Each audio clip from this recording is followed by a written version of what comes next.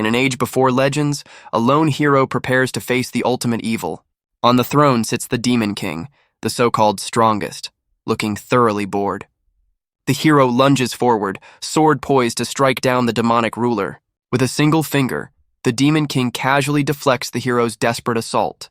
He effortlessly sends the champion flying, his frustration mounting with every failed attack. The Demon King conjures a sphere of devastating energy, showing the true gap in their power. Even so, the hero screams in defiance, refusing to yield to his fated rival. An overwhelming torrent of dark magic is unleashed, engulfing the entire throne room. The Demon King calmly notes that this is the 17th challenger he has faced.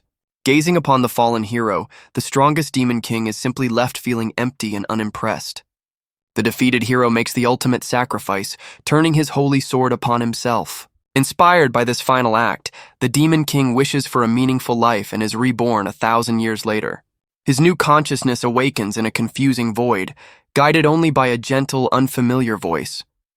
He opens his eyes to the warm smiles of a kind woman and a cheerful man, his new human parents.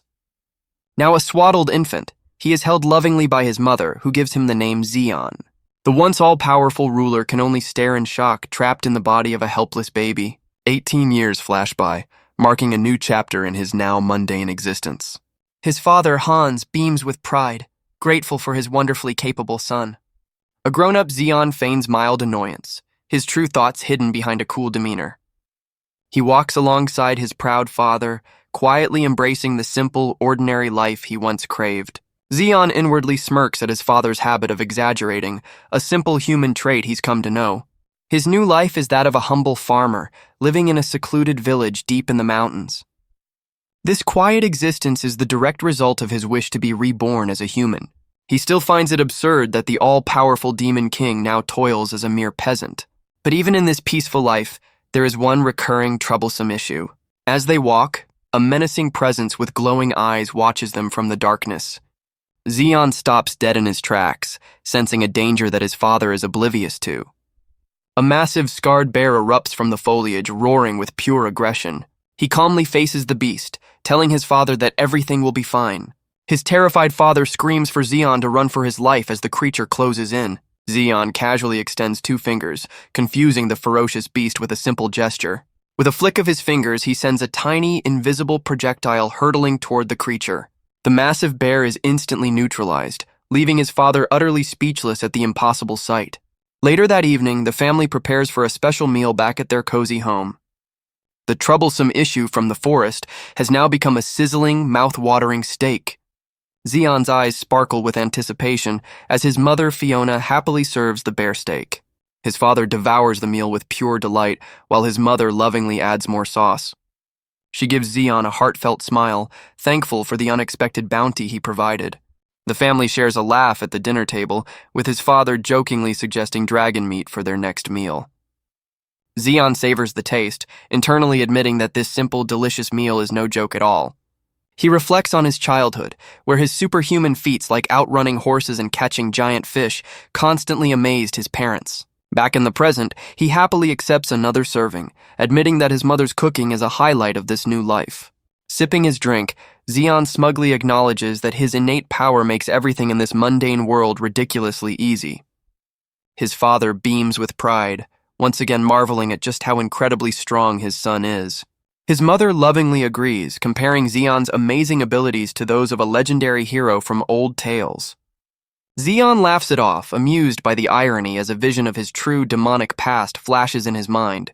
He tries to downplay the praise, but his father enthusiastically insists that Xion has what it takes to be a great hero. The story then cuts to a statue of the legendary hero, fabled to have defeated the Demon King 1,000 years ago. His parents suddenly recall some exciting news, chattering about a hero who is rumored to be visiting their village soon. Xion listens with a pensive look, wondering what the arrival of a so-called hero could possibly mean. His parents excitedly explain that this hero is rumored to be one of the strongest. A fully armored hero named Marculus grandly announces his arrival to the cheering villagers in the town square. He brandishes his sword, vowing to make it the end for any demon foolish enough to appear. Standing in the crowd, Xion critically assesses the so-called hero, finding him only marginally stronger than an average human. The village chief gratefully greets the hero, who accepts the praise as his due. The hero explains his visit is due to intelligence about a powerful demon lurking nearby, much to the chief's surprise. He puffs out his chest, proudly declaring his rank as the 78th strongest hero in the kingdom. Xian can only let out an exasperated sigh, utterly bewildered by the concept of ranking heroes. Turning to his father, Xian innocently asks for an explanation of this hero ranking system. The hero overhears and turns sharply, questioning how anyone could be ignorant of the hero ranking. The hero condescendingly explains that the ranking is a royal decree, a mark of true strength bestowed by the kingdom. He elaborates that heroes earn points by completing quests and slaying monsters, turning their deeds into a competitive leaderboard. Officially recognized heroes are granted a certificate, which unlocks special privileges and benefits from the kingdom. He boasts that as a high-ranking hero, his presence alone guarantees the village's safety from any demonic threat. Xian can't help but smirk, finding the entire concept of a hero ranking utterly absurd. He quietly points out the flaw in the hero's logic. With 77 heroes stronger than him, his guarantee means very little. Later, back at their secluded home, the family discusses the day's events. His father eagerly asks for Xian's opinion, convinced that the hero Marculus must be incredibly powerful. Xian internally concedes that for a human, the hero is decent, perhaps as strong as a minor knight captain from his past life. His father jokes that Xian himself could join the hero rankings, perhaps by taking credit for defeating the bear that very morning. Xian sips his drink, concluding that the world has certainly changed since his time. He remembers how humanity once sent a constant stream of disposable heroes to face the demon race. Yet, in all that time, he reflects that not a single one was ever a truly worthy adversary. The title of hero, he believes, should be a testament to one's worthiness to face a demon king. Shaking off his thoughts, he puts on a smile and changes the subject with his father. He cheerfully claims that following his father's advice has made him feel much better. Xian continues to flatter his dad, who puffs out his chest with pride at the praise. His mother, Fiona, lovingly intervenes, telling the two boys to settle down. She presents another delicious-looking dish, reminding them to eat while the food is still warm. Xian lets out a subtle, knowing chuckle, much to his father's complete confusion. Xian happily digs into his meal, putting the thoughts of heroes aside for now. He realizes that in his current life, there are far more important matters to attend to. The next day, he's out in the fields, inspecting his impressive pumpkin harvest. He proudly credits his own brilliant decision to change the fertilizer for this success. Xian confidently assesses his perfectly grown pumpkin, certain it would fetch a high price in the capital. He flashes a triumphant grin, recalling his 8-year struggle to finally master the art of farming like his father. Yet a smug look crosses his face as he admits he still can't surpass his father, who possesses a secret technique. A diagram explains this human technique, crossbreeding different plants to create superior, hardier offspring. This seemingly mundane agricultural practice is dramatically revealed as selective breeding.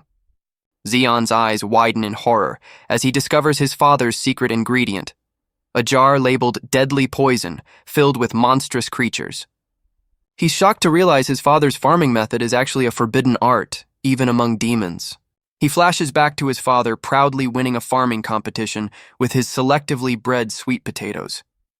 He pushes aside thoughts of heroes and their rankings, deciding they hold no interest for him now.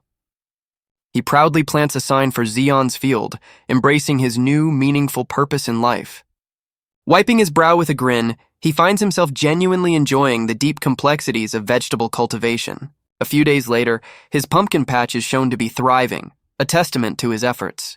But his peaceful harvest is violently interrupted as a monstrous claw smashes his sign to splinters. A towering armored demon emerges, roaring triumphantly as it addresses the humans. The monster, calling itself Demon Dragon Dedros, proclaims it has conquered the village for the Demon King's army. The demon spots the unfazed Xian amidst the pumpkins and demands to know who this strange human is. Xian's eyes narrow, his gaze fixed on the splintered remains of his field sign. The demon dragon looms over him, demanding to know why a mere human dares to stand in its way.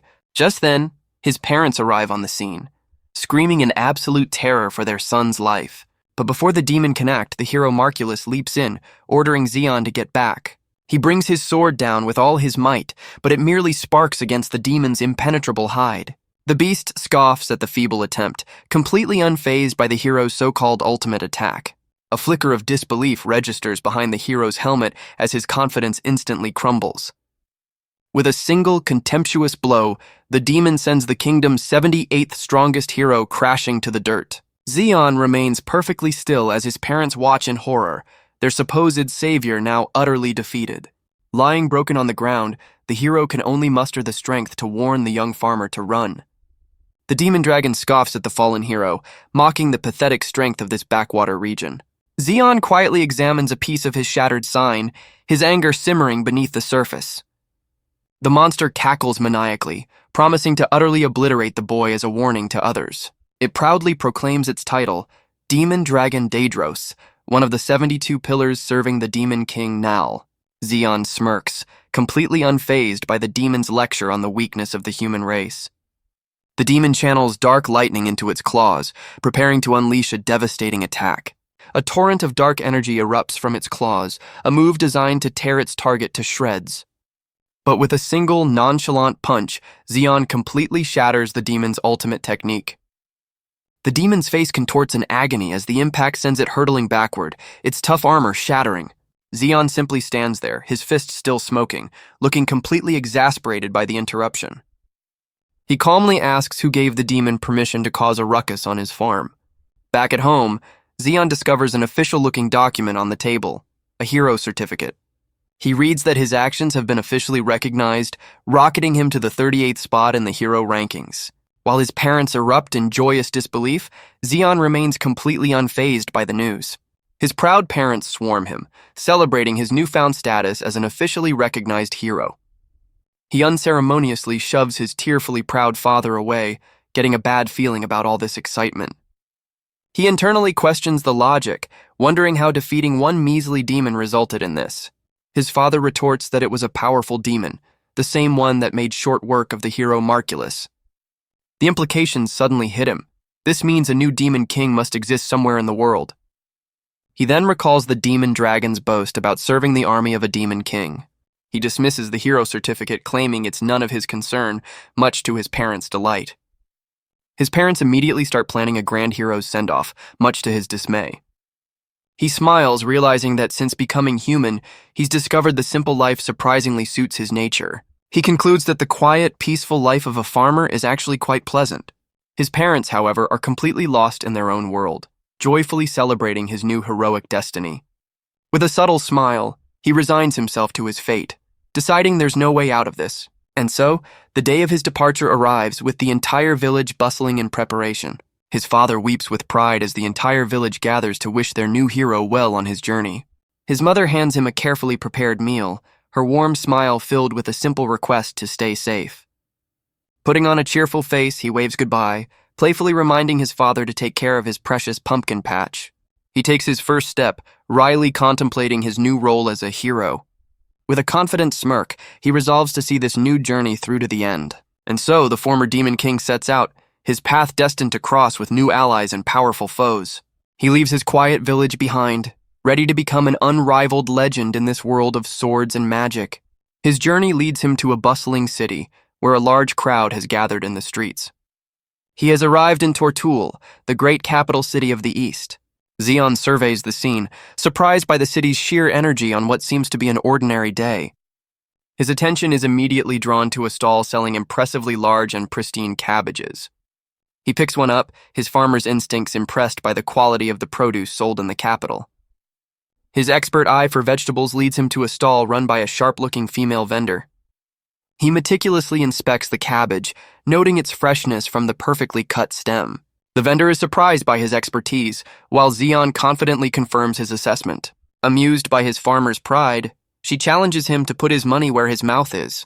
Instead, his attention shifts to a pile of unfamiliar yellow fruit, deciding to purchase one of those.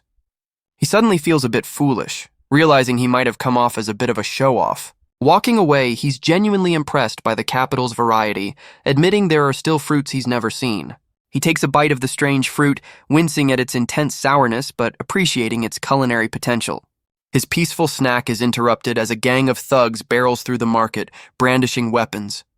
The market vendor freezes in terror as the crazed leader lunges toward her with a knife. Unfazed by the chaos, Xian casually holds the sour fruit, his expression unreadable. As the thug brings his blade down, Zeon remains utterly unimpressed by the pathetic attack. With a simple squeeze, he weaponizes the sour fruit, blasting a stream of acidic juice into the attacker's eyes. He casually tosses the fruit rind aside, annoyed that his snack was so rudely interrupted. The blinded thug crashes into a stall, sending produce flying and leaving his companions utterly stunned.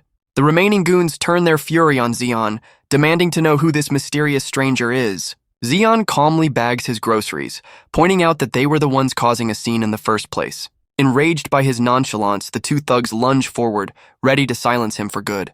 Their blades instantly shatter upon an unseen barrier, stopping their attack dead in its tracks. He casually places 2 fingers on each of their foreheads, a gesture of absolute dominance. A simple flick is all it takes to send the goons flying, their brief reign of terror brought to an end. A young bystander points in astonishment, trying to stop Zeon from leaving. Zeon looks back with a weary sigh, finding it a chore to hold back against such weaklings. The 2 thugs are sent sprawling, their bodies contorted in midair from the force of his flick. The goons sail through the air, their ill-gotten gains scattering as the blonde stranger looks on in shock. He dusts off his hands, calmly observing that city life seems far more chaotic than he expected. The blonde stranger is left frozen in place, a stray bill stuck to his back as a memento of the chaos. The thugs lie unconscious amidst a pile of smashed fruit, their rampage ending in a messy heap. Later, the blonde man buys him a drink, excitedly guessing that Zeon must also be a hero. Zeon casually confirms his status by showing his hero certificate, though he humbly calls himself a rookie. The stranger's jaw drops as he sees the certificate, revealing Zeon's shocking rank of 38th. Zeon dismisses his high rank as nothing special, but his new companion is absolutely floored by the revelation. The young man introduces himself as Anon, an apprentice hero ranked a lowly 437th out of 500. Zeon questions the need for so many heroes, while Anon explains that even this number isn't enough to handle the growing threat. The mention of the demon race's expansion captures the former Demon King's full attention. Anon describes how the demon threat runs rampant in the borderlands, leaving the common folk to live in constant terror.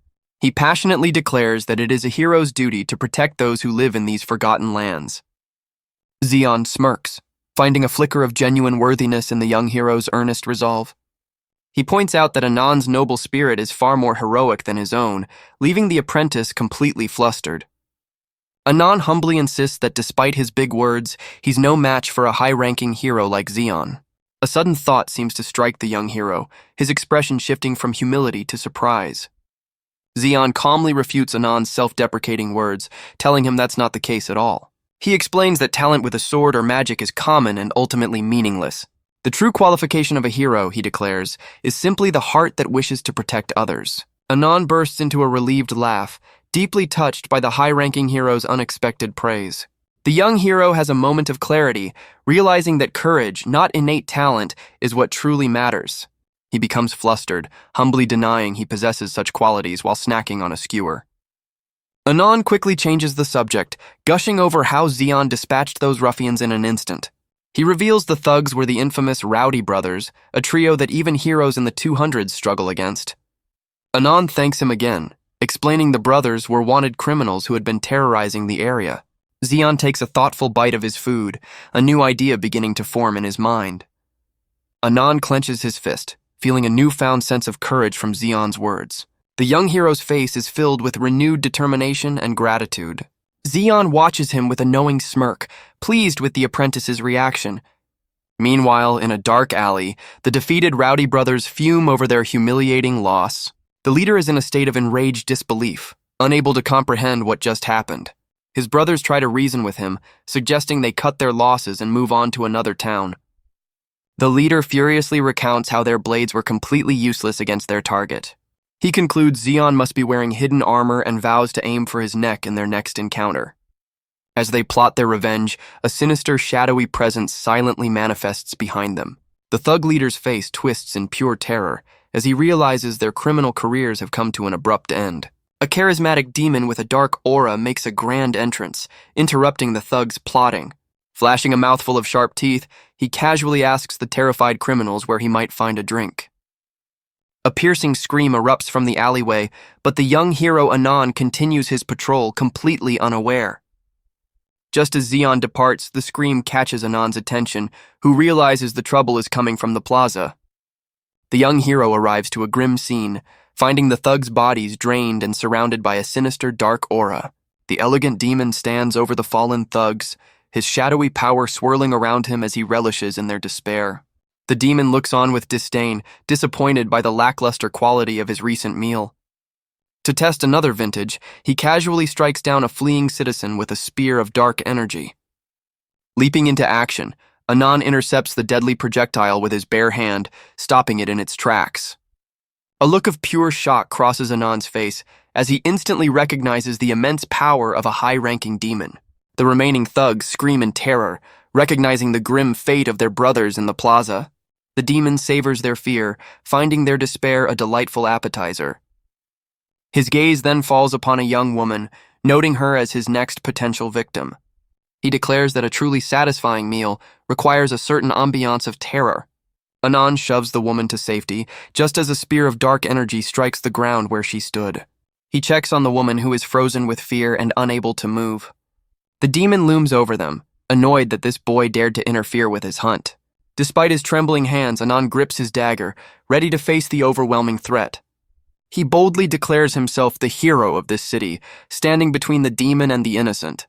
The demon looks down with disdain, unimpressed by the boy's futile display of courage. The demon sends Anand flying with a blast of dark energy, slamming him into a nearby wall. The young hero cries out in agony, the force of the impact leaving him battered and bleeding. Looking down on his fallen foe, the demon mockingly notes that he expected more from a so-called hero. The rescued woman watches in terror as Anand, despite his injuries, forces himself back to his feet. The demon lectures the boy, explaining that a true hero should be a threat, not a pathetic weakling. Through the pain, Anand musters a defiant smile, preparing to correct the demon's assumption. He flashes back to Zeon's words, remembering that the will to protect is the true mark of a hero. With newfound resolve, Anand declares that he too has what it takes to stand and fight. He charges forward, channeling all his remaining strength into a single desperate sword strike. His attack is effortlessly stopped by the demon's shadowy power, leaving the young hero to reel back in shock. The demon sneers, amused by the young hero's futile resistance. Anand reels back in shock, realizing his desperate strike failed to even scratch the monster. As the woman rushes to his side, the demon mockingly offers the fallen hero a single, free strike. It then reveals a terrifying legion of lesser demons swirling beneath it, a testament to its true power. The demon boasts of possessing hundreds of spare lives, making the hero's efforts completely meaningless. With a flick of its wrist, it condescendingly agrees to entertain the boy's courage. It flashes a sinister grin, giving the gentleman hero one final chilling warning. The terrified woman can only watch as Anand, despite his injuries, finds the will to glare back. The demon then presents a cruel ultimatum: sacrifice the woman's life in exchange for his own. But Anand rises once more, defiantly refusing to back down and shielding the innocent woman behind him. The demon lunges forward, ready to strike down the defiant young hero. But a hand intercepts the blow as Zeon arrives just in the nick of time. Anand can only stare in utter disbelief, his savior having appeared out of nowhere. Zeon casually remarks that he sensed demonic power and figured the apprentice hero would be in trouble. The elegant demon reels back, suddenly remembering rumors of a powerful foe in this region. He's completely stunned that his ultimate attack was effortlessly blocked by a bare hand. Zeon's gaze hardens, his eyes locking onto the demon with a chilling intensity. He turns to the defeated hero, questioning his self-deprecating words. Anand hangs his head in shame, apologizing for his weakness and admitting defeat. Zeon reassures him, pointing out that his bravery saved the woman's life. Zeon gives the tearful apprentice a confident smile, telling him he's already a splendid hero. The elegant demon scoffs, annoyed by the sudden bravado from this human-like upstart. It erupts into a mocking laugh, finding the very idea of this hero utterly ridiculous. Zeon calmly tells the demon it should have quietly begged for its life while it had the chance. Enraged by the disrespect, the demon sentences the former demon king to death for his insolence. It rises into the air, unleashing its grotesque, shadowy wings over the city square. The creature proudly announces its name, Drodor, one of the 72 pillars of the demon world. Anand pales, realizing they face one of the highest-ranking demons, and warns Zeon of the impossible odds. Drodor boasts that its noble power is fueled by the lives of hundreds of its own kind. The young hero desperately pleads for Zeon to escape, explaining the monster has countless lives to spare. The demon declares he will start his conquest by making an example out of them. He sneers at their weakness, claiming humans exist only to be devoured by his kind. To Anan's horror, the demon begins to absorb its own shadowy underlings. The lesser demons writhe as they are forcibly fused into their master's form. This grotesque fusion transforms Drodor, wrapping his body in a new dark power. He reveals his new form, a living armor forged from the lives he just consumed. Empowered by the sacrifice, he hurtles forward to unleash his newfound strength. But his devastating charge is stopped dead by a single hand placed casually on his face. Zeon calmly assesses the demon's power, remarking that in a past life he might have recruited him. The demon is left utterly bewildered, unable to comprehend the human's strange comment. Zeon's expression hardens, deciding this pest has made his new life a little too uncomfortable. With a single, devastating punch, he obliterates the demon's armor of stolen souls. The demon's face contorts in agony and disbelief, unable to process what just happened. Its shadowy form disintegrates into nothingness as Anan watches in stunned silence. The hundreds of lives the demon had consumed are all extinguished in a single moment. The apprentice hero is left speechless, witnessing a power that defies all logic. Zeon calmly explains that the demon's fatal mistake was underestimating its opponent. He then corrects the creature, revealing its true error was far more profound. The demon finally understands its folly, realizing it has challenged the one true demon king. Later, Anan shakes his hand, offering his heartfelt thanks before they part ways. The young apprentice declares Zeon a benefactor to the entire city, and especially to him. Zeon humbly brushes off the praise, insisting he's done nothing to deserve such gratitude. Inspired, Anan vows to one day become a splendid hero who can stand as Zeon's equal. When asked about his next destination, the former demon king admits he has no particular plans. A thoughtful look crosses Zeon's face as he considers his next move on this unplanned journey. Anan excitedly suggests he visit Anantale, the capital of the East, a city famed for its scale and cuisine. The name of the city piques Zeon's interest, giving him a potential new destination. The apprentice hero reveals there's another major reason to visit the bustling capital. He explains that Anantale is the current residence of the kingdom's 7th-ranked hero. This powerful individual is a champion officially recognized and titled by the royal palace itself. Anan reveals this hero is the famed Melia of the Scorching Flames, a warrior of immense power. The scene cuts to the hero Melia, who looks thoroughly unamused by the chaos surrounding her.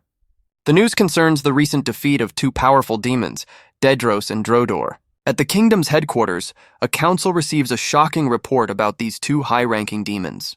When asked for an update, the presenter notes that while their heroes are fighting hard, a problem has arisen. She reveals with a grim expression that both powerful demons were defeated by a single, newly registered hero.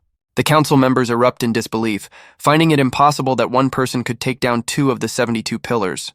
The presenter identifies the hero as Zeon Ishtar, an 18-year-old with no prior record of heroic deeds. The council struggles to accept the report, but the evidence clearly states he acted alone.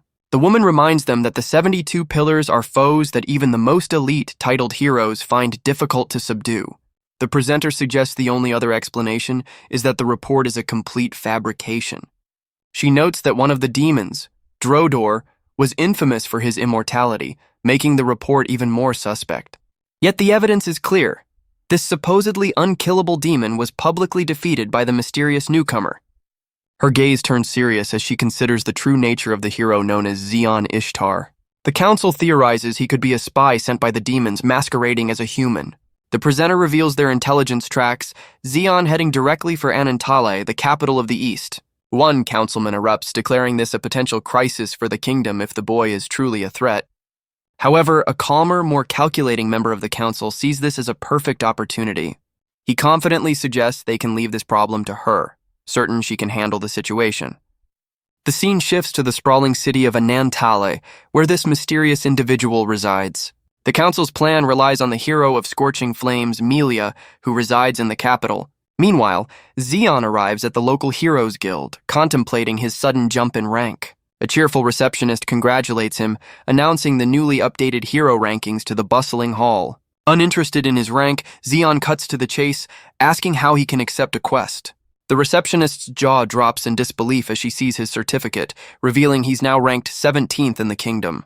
With his travel funds dwindling, Zeon decides to take Anand's advice and earn some money through quests. The receptionist enthusiastically explains the quest board, which features everything from royal decrees to simple village tasks. She clarifies that the guild serves not just heroes, but all adventurers and treasure hunters. Zeon spots a request to find a lost cat, questioning if such a mundane task is truly a hero's work. He surveys the crowded hall, understanding now that it's a hub for all kinds of adventurers, not just official heroes.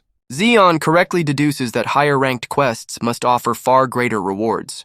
The receptionist confirms that with his current rank, he's eligible for the most difficult S-rank quests. His simple request for a top-tier mission sends a ripple of shock through the entire guild hall. A boisterous laugh from behind interrupts him, leaving the former Demon King momentarily confused. A cocky, muscular adventurer mocks the idea of a rookie attempting an S-rank quest. The brawny adventurer gets in Zeon's face, warning the newcomer to watch his tone. He proudly introduces himself as Captain Solid, the 87th ranked hero and a big shot in this town. Zeon's completely unimpressed expression infuriates the man's onlooking lackeys. The captain condescendingly assumes Zeon is just a clueless kid from a backwater village. He then lectures the former Demon King, explaining that S-rank quests are far too difficult even for titled heroes. The captain smugly declares that a rookie hero has no business even mentioning S-rank quests. Zeon's gaze turns cold, calmly daring the man to repeat his condescending words. The captain's lackeys erupt in laughter, mocking Zeon for being a country bumpkin. A sudden, overwhelming pressure stops the captain in his tracks, a bead of sweat rolling down his face. Recovering his bravado, the captain grabs Zeon's face, questioning if the rookie wants a fight.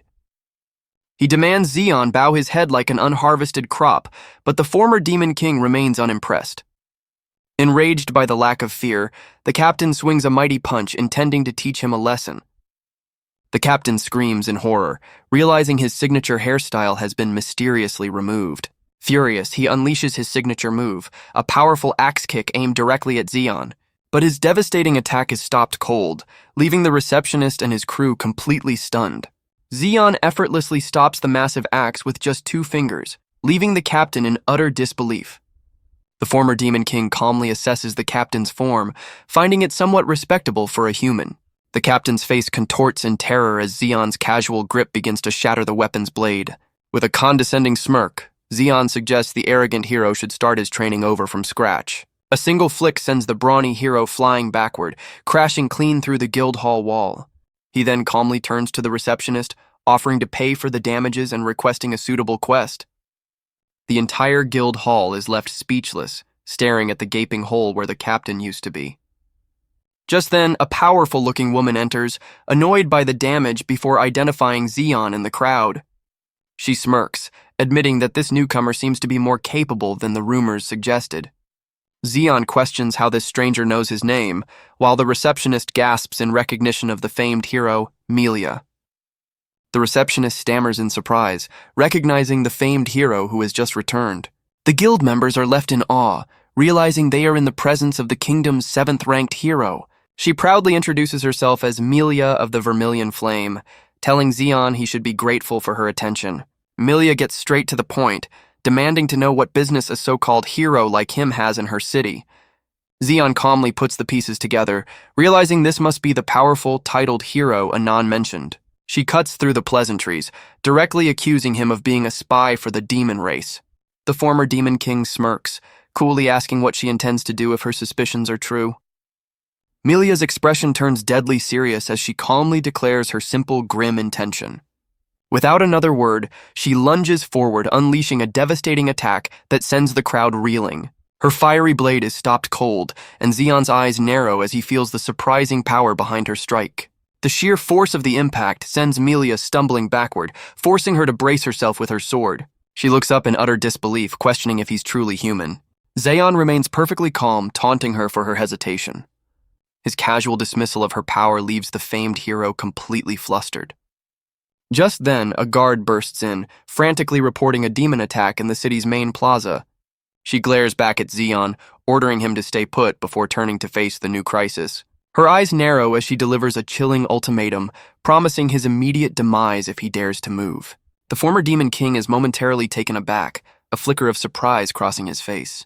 With her warning delivered, she blurs into motion, rushing out to confront the invading demons. Leaping across the city, she's perplexed by his passive response, noting that he didn't even try to resist her. He analyzes her attack, realizing she completely held back her true power. Zeon scratches his neck, wryly considering that getting executed would surely devastate his mother. He sits down with a sigh, unimpressed by the famed hero's strength and wondering what the fuss was about. Meanwhile, in the city plaza, Captain Solid's crew is confronted by a bizarre barrel-shaped monster. The single monster is quickly revealed to be just one of an entire army swarming the square.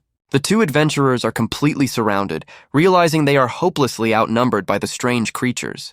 They curse their bad luck, wishing Melia or even their defeated captain were there to help. The barrel bots suddenly unleash a volley of sharp projectiles, catching the adventurers off guard. The projectiles pin their clothes to the ground, leaving them completely immobilized and at the mercy of the strange army. A flamboyant, well-dressed man appears, striking a pose as he addresses the captured heroes. The flamboyant man lets out a triumphant cry, his face contorted in a wide, unsettling grin.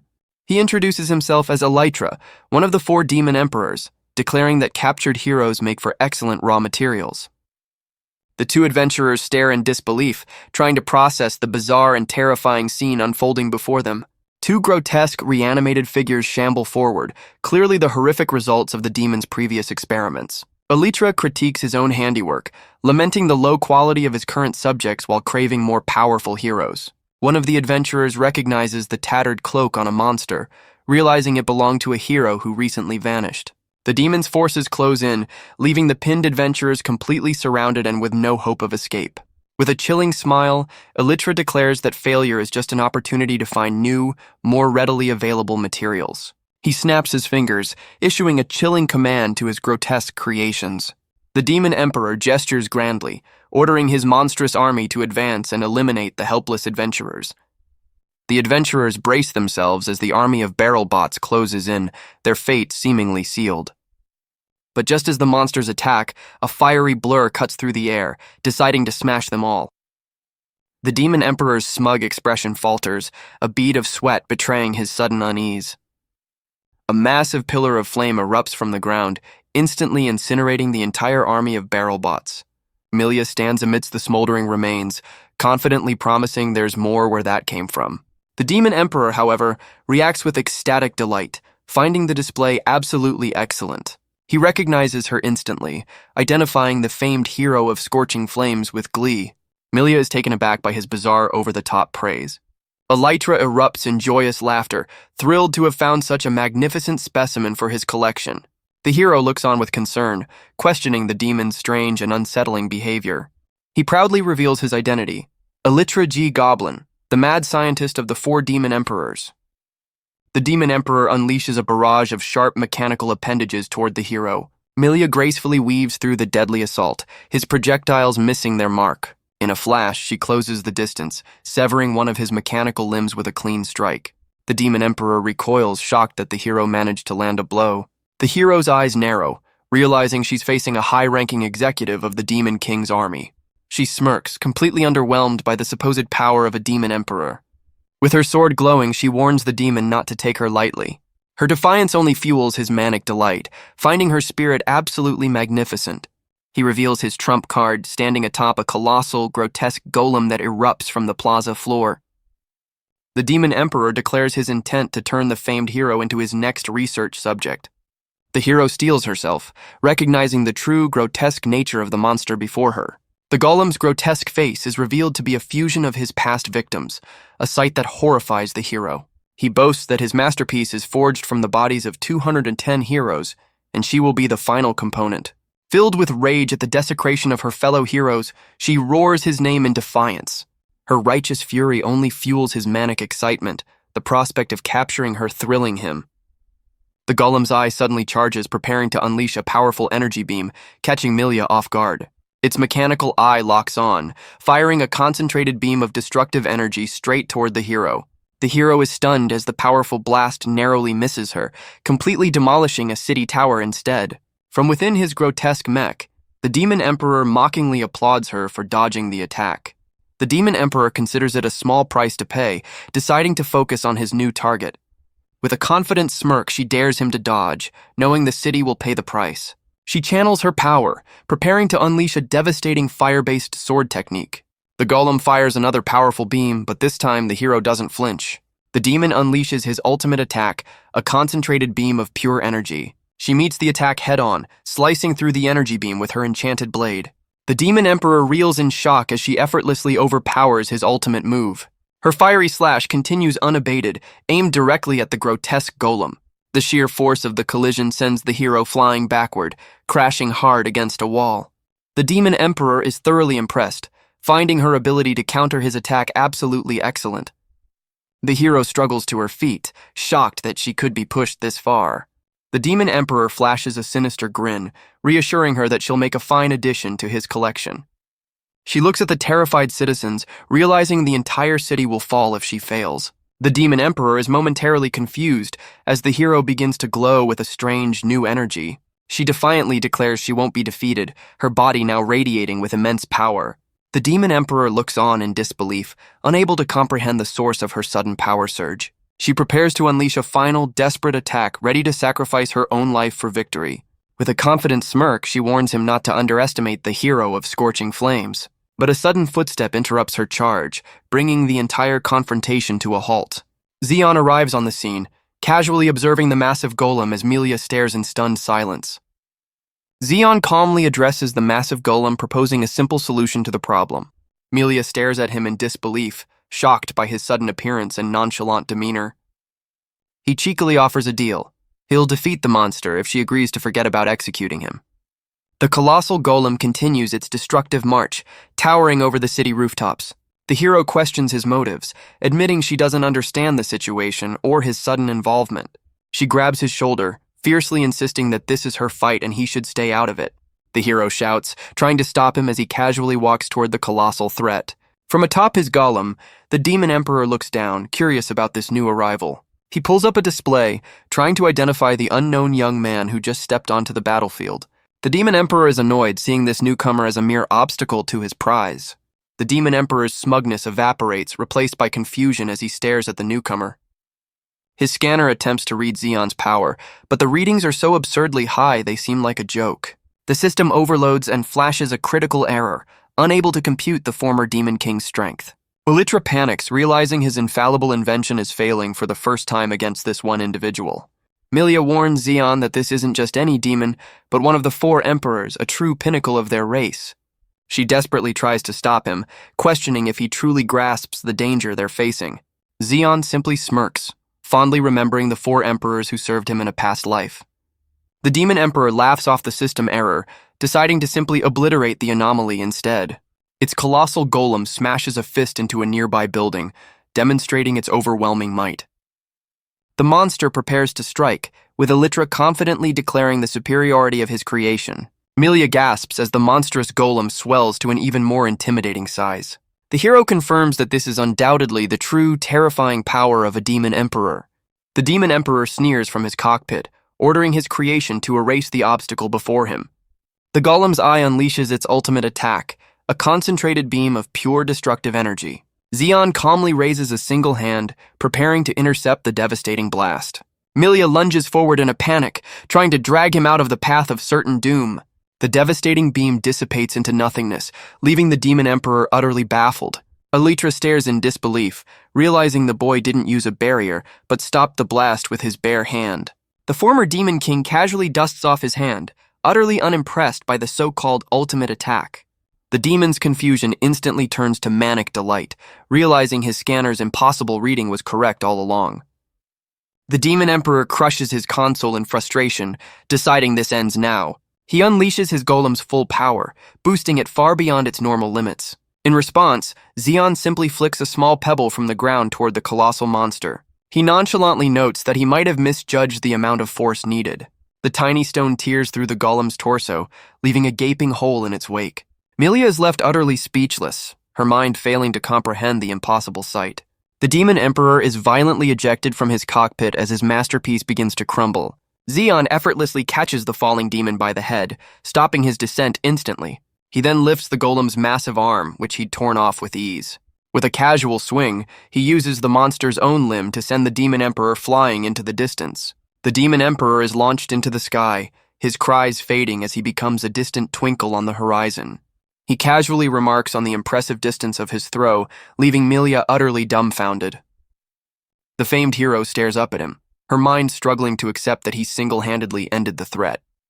The rescued adventurers erupt in a chorus of cheers, celebrating their unexpected salvation. An adventurer praises Milia for her supposed victory, leaving her flustered as she tries to deny the credit. While the crowd swarms the flustered hero, Xion decides the commotion is his perfect chance to slip away unnoticed. He gives a casual wave over his shoulder, but the titled hero's sharp eyes catch him trying to depart. He turns back with a confident grin, cheekily reminding her that his execution is officially off the table. Her expression hardens with frustration, and she furiously demands that he stop right there. But the crowd blocks her path, defending the man they now see as their savior, much to Xion's visible annoyance. Milia grabs his arm, refusing to let him escape her interrogation. The former Demon King is momentarily caught off guard by her persistence. The famed hero declares that she has a mountain of questions for the mysterious newcomer. Xion sighs in resignation, realizing he's not getting out of this easily. Later that night, Xion finds himself at a celebratory feast, a massive meal laid out before him. Captain Solid and his crew cheer wildly, having completely changed their tune about the newcomer. The brawny hero loudly boasts that he recognized Xion's greatness from the very beginning. The entire guild hall celebrates their new hero, but Xion seems overwhelmed by the boisterous party.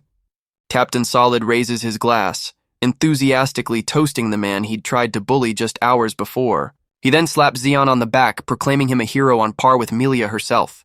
The guild receptionist approaches Xion's table, wheeling a covered cart and praising his heroic deeds. She dramatically unveils a mountain of gold coins, his official reward for defeating a demon emperor. The receptionist proudly explains this massive payout is for completing a quest equivalent to the legendary SSS rank. Xion and Captain Solid stare blankly at the fortune, completely stunned by the sheer size of the reward. Unfazed, Xion tells the flabbergasted receptionist that he'll just take a small pouch, as he can't carry the rest. He then coolly suggests the remaining gold be used to repair the city, leaving the receptionist utterly speechless. As the party rages on, Xion notices Milia standing alone and watching from the other side of the hall. He casually walks over, cheekily asking if she still wanted to interrogate him. The famed hero glares back, her arms crossed as she silently stews in frustration. She suddenly erupts, flustered and loudly denying that she has any questions for him whatsoever. Xion is left speechless by her sudden flustered denial. Milia reluctantly agrees to his terms, her pride clearly wounded.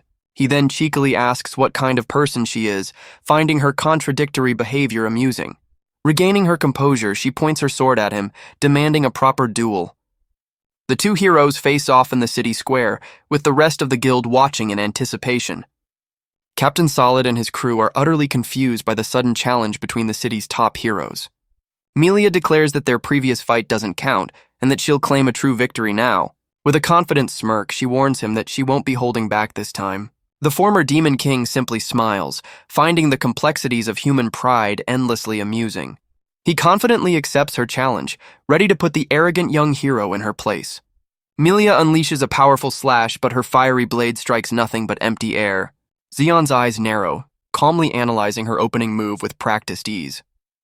She charges past him, stunned that he's making no effort to defend himself. The former Demon King casually catches her flaming sword strike with his bare hand. He realizes her attack was just a decoy, a mere puppet made of flames. Milia appears behind him, unleashing her true attack with a triumphant roar. But her full power strike is stopped cold as Xion effortlessly pins her to the ground. A single gentle tap to her forehead sends a shockwave cratering the stone beneath her. He calmly notes that the tables have now turned in his favor. The famed hero can only stare in disbelief, utterly defeated by his casual display of power. He smiles down at the defeated hero, admitting he's made a decision about her reckless challenge. The former Demon King declares the match over, the shattered ground a testament to his victory. But before he can stand, Milia suddenly grabs his face, pulling him down toward her. The famed hero stuns him with a sudden, unexpected kiss. The entire guild hall erupts in a collective gasp of disbelief at the shocking turn of events. Zeon is left completely frozen as the titled hero holds him close.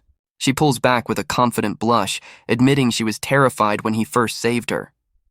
The hero explains that his overwhelming power has completely captured her heart. With stars in her eyes, Milia boldly proposes marriage to the stunned former Demon King. Zeon can only stare back, utterly speechless and unable to comprehend her sudden declaration. Zeon tries to walk away, but Milia clings to his arm, demanding an answer to her proposal. The next day, the two are seen traveling together outside the city. Milia declares that since he's her future husband, they need to have a serious discussion. She warns him that by defeating a demon emperor, he has now become a target for both humans and demons. The hero explains that rumors of his power will undoubtedly reach even the highest-ranking heroes in the kingdom. When she asks about his plans, Zeon reveals he's decided to head to the royal capital. His serious demeanor vanishes as he gets excited about all the shopping he can do in the capital.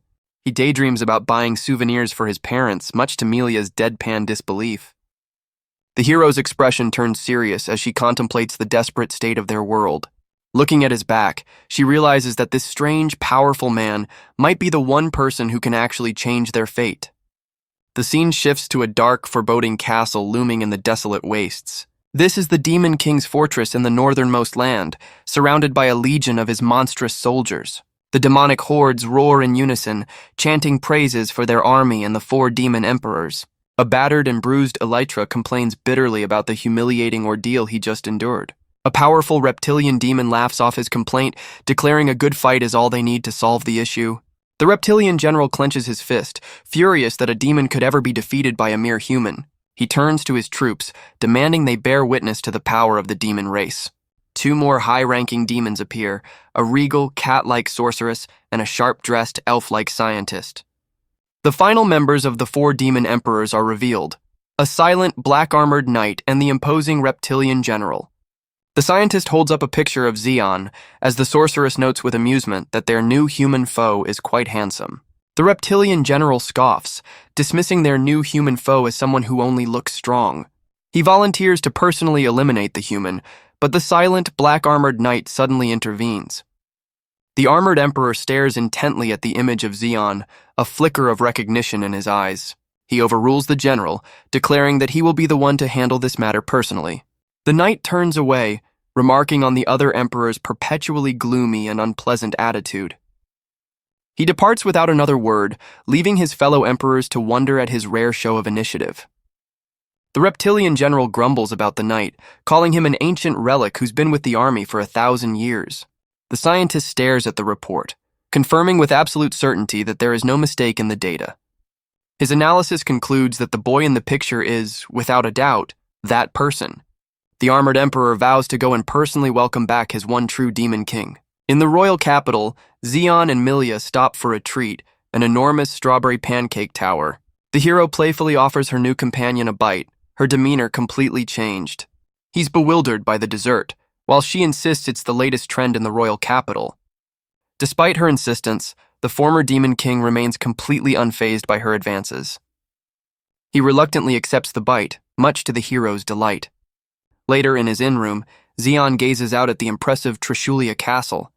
His quiet moment is interrupted as the door to his room is unexpectedly thrown open. He calmly looks up, commenting on the impressive nature of the royal capital. Meanwhile, the hero reflects on their grueling 3-day journey as she prepares to freshen up. She is amazed that he showed no signs of fatigue, while she was pushed to her absolute limit. In her bath, Milia considers that Zeon must be hiding something, a thought that deeply troubles her. She's confused as to why he hasn't made any move on her, finding his lack of interest perplexing. The hero finds it unbelievable that even with the door unlocked, he's made no attempt to approach her. A sudden panicked realization strikes her as she reaches for the door to his room. She bursts in, still in a towel, and immediately accuses him of being a spy for the demons. Her accusation then shifts, demanding to know why he didn't try to peek before realizing she's in his room. Zeon calmly reads a newspaper, oblivious to her outburst, noting his village didn't have them. He stands up, still engrossed in the paper, while a fuming Milia stands behind him in disbelief. The hero lets out a cry of pure, unadulterated frustration at his complete lack of reaction. She snatches the newspaper from his hands, demanding his attention, much to his visible annoyance. He calmly reads about rising vegetable prices, completely ignoring her outburst. But as he scans the page, a particular article finally catches his eye. Milia points insistently, directing his attention to a headline about the hero rankings. He's stunned to see his own face staring back, announcing the arrival of the 10th-ranked hero, Xion Ishtar. Xion only remarks on the quality of the photo, thinking it'd be a great souvenir for his mother, which infuriates Milia. Their argument is interrupted by a knock at the door and a voice calling his name. A messenger announces they have come to escort him, leaving both heroes confused. The scene cuts to the royal palace, where a knight questions a young princess about granting a title to a rookie. The knight expresses his concern, noting the hero in question has only been registered for a single month. The princess smirks confidently as she reads the newspaper, finding the news of Xion's exploits to be excellent. The knight declares that with such unprecedented achievements in only a month, this man is humanity's next great hero. The princess explains that the hero ranking system is based on fair and impartial point allocation. Xion and Milia are brought before the royal court, where the princess notes how reliable he seems. She introduces herself as Princess Vetua and announces she will grant Xion the title of Iron Fist for his accomplishments. The princess looks down with a smug smile, telling him he should be grateful for the honor. Xion and Milia stand before the throne, looking completely unimpressed by the grand display. A flustered Milia tries to drag him away, insisting they have souvenirs to buy at the market. Xion ignores her, coolly asking the princess who she is to summon him so abruptly. Milia panics at his blatant disrespect, desperately trying to remind him he's addressing royalty. The princess, however, finds his insolent attitude far more amusing than she expected. A royal knight erupts, furious at Xion's blatant disrespect for the princess. This knight is revealed to be Trisman, the kingdom's third-ranked hero, who finds Xion unworthy of any title. Xion smirks, amused that he's finally met a hero who seems to have some backbone. The high-ranking hero is taken aback, questioning the rookie's condescending remark. His interest finally piqued, Xion admits the hero rankings might be more entertaining than he first assumed. He casually dismisses the knight's rank, implying that anything but number 1 is meaningless. The knight's patience finally snaps, realizing the newcomer needs to be taught a lesson. Deciding the insolent rookie needs to be taught some manners, he unleashes his sacred sword, Excalion. But before his attack can land, the knight freezes in midair, feeling the cold steel of a blade at his throat. Xion now holds the knight's own sword, coolly asking if this is the best the kingdom's third strongest hero can muster. Xion examines the blade, recognizing it as the hero's famed sacred sword. He finds the knight's initial strike amusing, considering it a decent warm-up. With his interest finally piqued, the former Demon King decides to get serious. He effortlessly swings the sacred sword, unleashing a wave of power that stuns the knight. Xion's eyes glint with demonic power as he dares the hero to withstand his counterattack. The kingdom's third strongest hero breaks into a cold sweat, realizing the immense pressure. The sheer force of the blow shatters the throne room floor, sending debris flying everywhere. Trisman struggles to defend himself, barely holding on against the overwhelming assault. Milia can only stare in stunned silence, unable to comprehend Xion's true strength.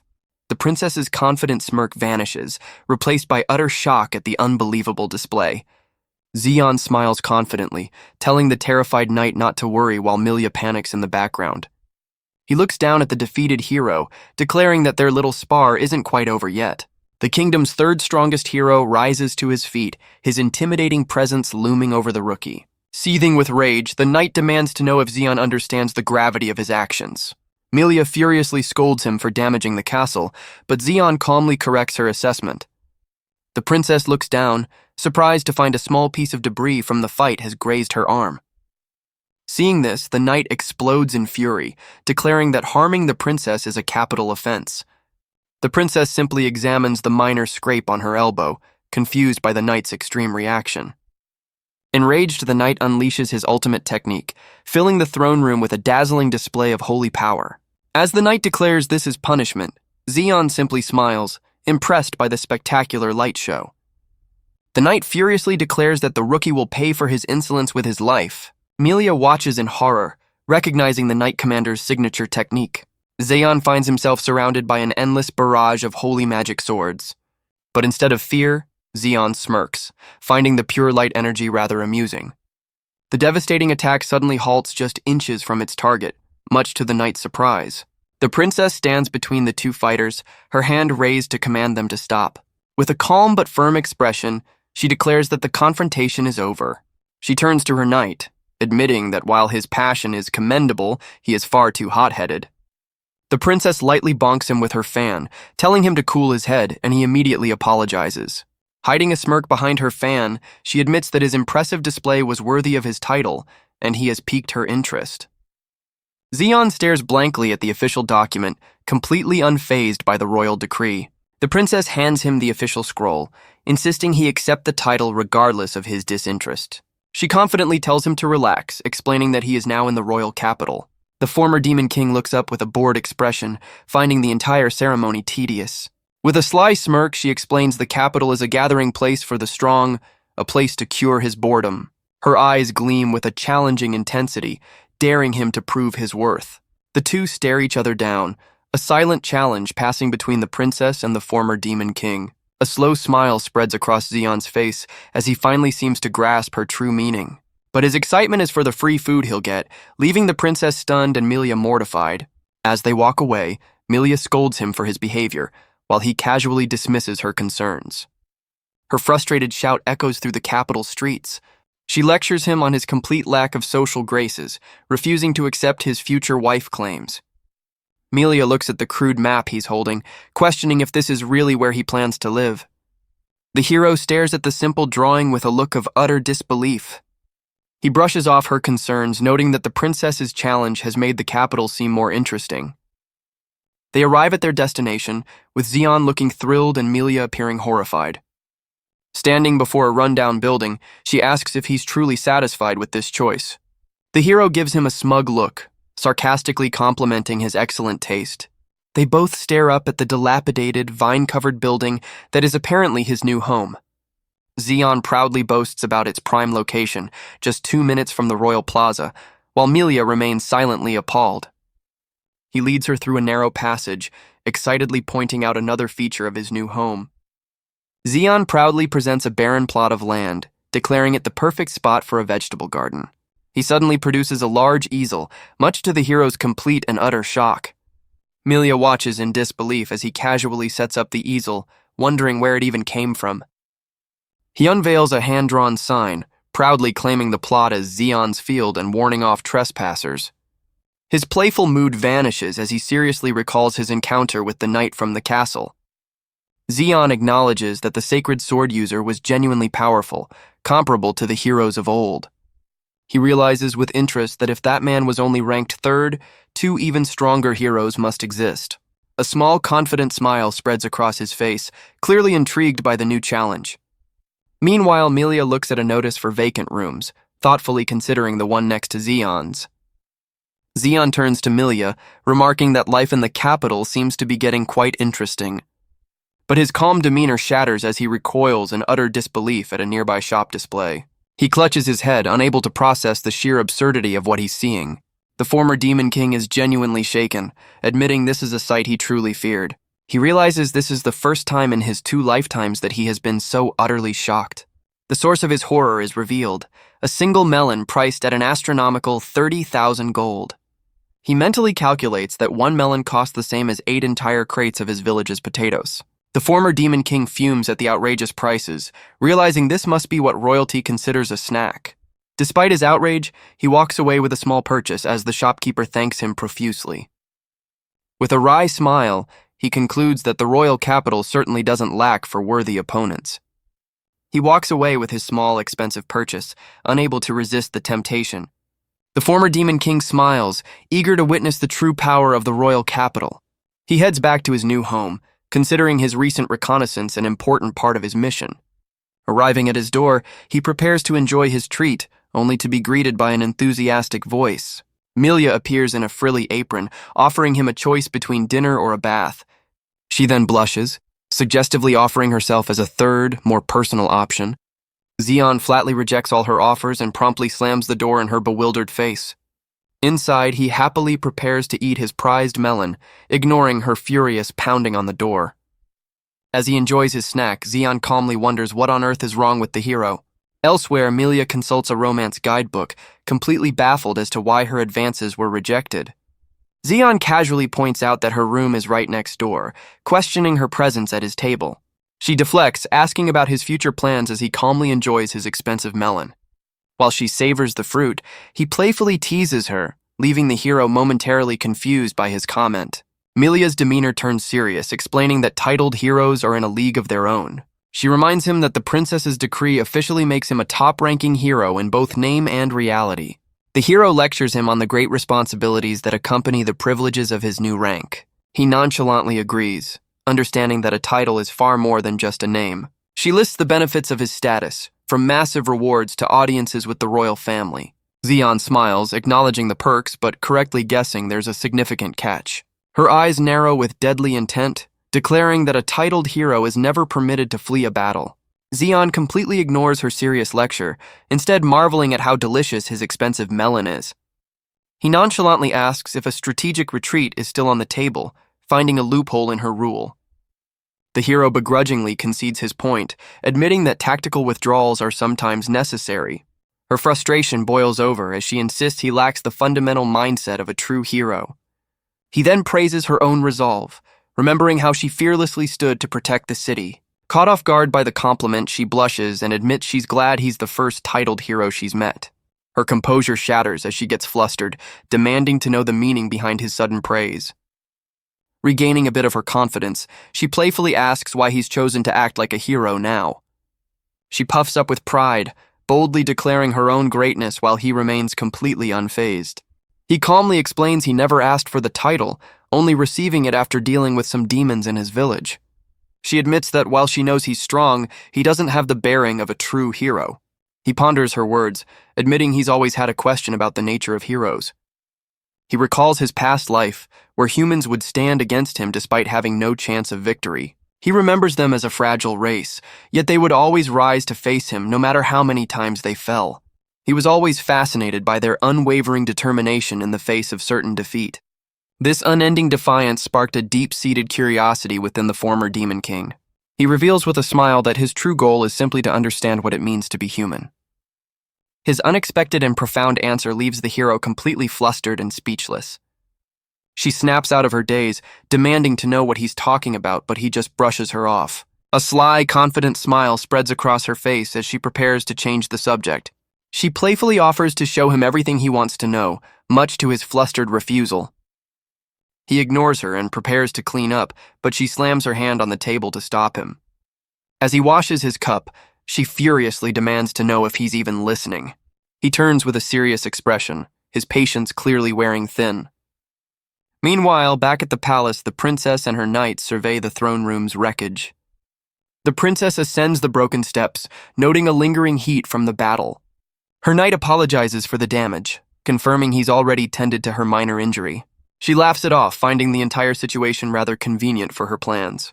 The princess then asks her knight how he's feeling after his unexpected defeat. The kingdom's third strongest hero smiles, admitting he's intrigued by the newcomer. The princess laughs, asking her knight what he thinks of the disrespectful newcomer. Trisman admits that while he doesn't like Zeon, he can't deny his power. The knight concedes that the rookie is undeniably strong, perhaps even stronger than himself. Her smile widens, realizing that for her knight to say that, they've truly found someone special. The knight grows flustered by her amusement, while the princess continues to laugh at his expense. She winks playfully, suggesting they should all try to get along, though she clearly has other plans. Their conversation is cut short as a guard suddenly drops to his knees before them. The guard rushes in, sweating and panicked, with an urgent report for the royal court. He announces with terror that a demonic force has appeared at the capital's main gate. The princess and her knight are both stunned, their light-hearted mood instantly shattered by the news. Royal knights scramble to defend the gate, prioritizing the evacuation of civilians. A determined commander rallies his men, swearing they will hold the line no matter the cost. His soldiers brace for impact, but their fear is palpable as the enemy draws near. The human defense is instantly shattered as the soldiers are effortlessly cut down. A massive demonic hand casually snaps a spear, mocking the soldiers' futile resistance. A lone demonic knight stands over the fallen, laughing at the weakness of the capital's forces. Two imposing, wolf-like demonic knights are revealed, identified as the elite Demon World Knights. The human commander stares in horror, realizing his elite troops were just annihilated. The demonic knights argue, with one eager to slaughter everyone while the other warns him to wait. The human commander grits his teeth, preparing to face the impossible odds as the true battle begins. The demonic knight lunges forward, intent on finishing off the human commander. He sneers, promising to make an example out of the capital's defenders. But his attack is suddenly intercepted by a massive blade, stopping him cold. The kingdom's third strongest hero, Trisman, glares at the stunned demon, demanding to know its business. The demon knight recoils in shock, recognizing the famed hero standing before him. The beleaguered human soldiers look on in awe as their knight commander arrives on the scene. The demon's surprise turns to rage, realizing he's now facing the kingdom's third-ranked hero. His partner, however, grins with delight, seeing this as a golden opportunity for a worthy fight. The second knight introduces himself as Mistral, wielder of the great sword. His companion, Astra of the strong arm, reveals they are members of the elite demon world knight order. The demonic knights declare this a battle between their kind and humanity. Trisman calmly challenges them to a contest to see which side's knights are truly stronger. The two demons lunge forward with frenzied glee, eager for a fight to the death. But in a single blinding flash, both elite demons are instantly defeated. The hero looks down coldly, questioning their audacity to mock the title of knight. The defeated demon can only register that they were taken down in one effortless blow. He declares that those who don't understand the code of chivalry are unworthy of calling themselves knights. The human commander stares in awe, realizing he just witnessed two high-ranking demons fall in an instant. He's left completely overwhelmed by the sheer power of the kingdom's third strongest hero. Trisman lets out a calm breath, the fight already over and his absolute victory secured. The human commander kneels, profusely thanking the hero for his timely intervention. Trisman calmly asks the commander if he is unharmed, showing concern for his men. He reflects on the demon's recklessness, noting that only two of them dared to attack the capital. A sudden sense of unease washes over the hero, a flicker of alarm on his face. He surveys the battlefield, realizing that the threat might not be over just yet. His attention is drawn to a strange, ominous light descending from the sky. A new, heavily armored demon suddenly appears, effortlessly deflecting a surprise attack aimed at the hero. The imposing figure announces its arrival, its presence far more menacing than the previous demons. Before Trisman can react, the armored demon lands a devastating blow, catching him completely off guard. The demon follows up with a powerful swing of its weapon, launching the kingdom's third strongest hero through the air. The kingdom's hero grits his teeth, barely managing to block the demon's crushing blow. Trisman is driven back, the sheer force of the impact shattering the stone beneath his feet. The armored demon leans in, ordering the hero to stand aside with chilling authority.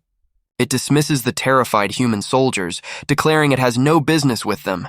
The knight reveals its one true purpose: to facilitate the return of its one true demon king. Elsewhere, Xeon calmly pats down the soil in his new garden plot. Melia watches in confusion as he plants the seeds from his expensive melon, questioning his sudden interest in farming.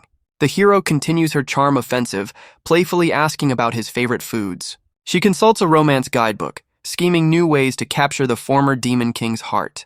Meanwhile, back at the capital gate, the ground lies shattered from the force of the battle.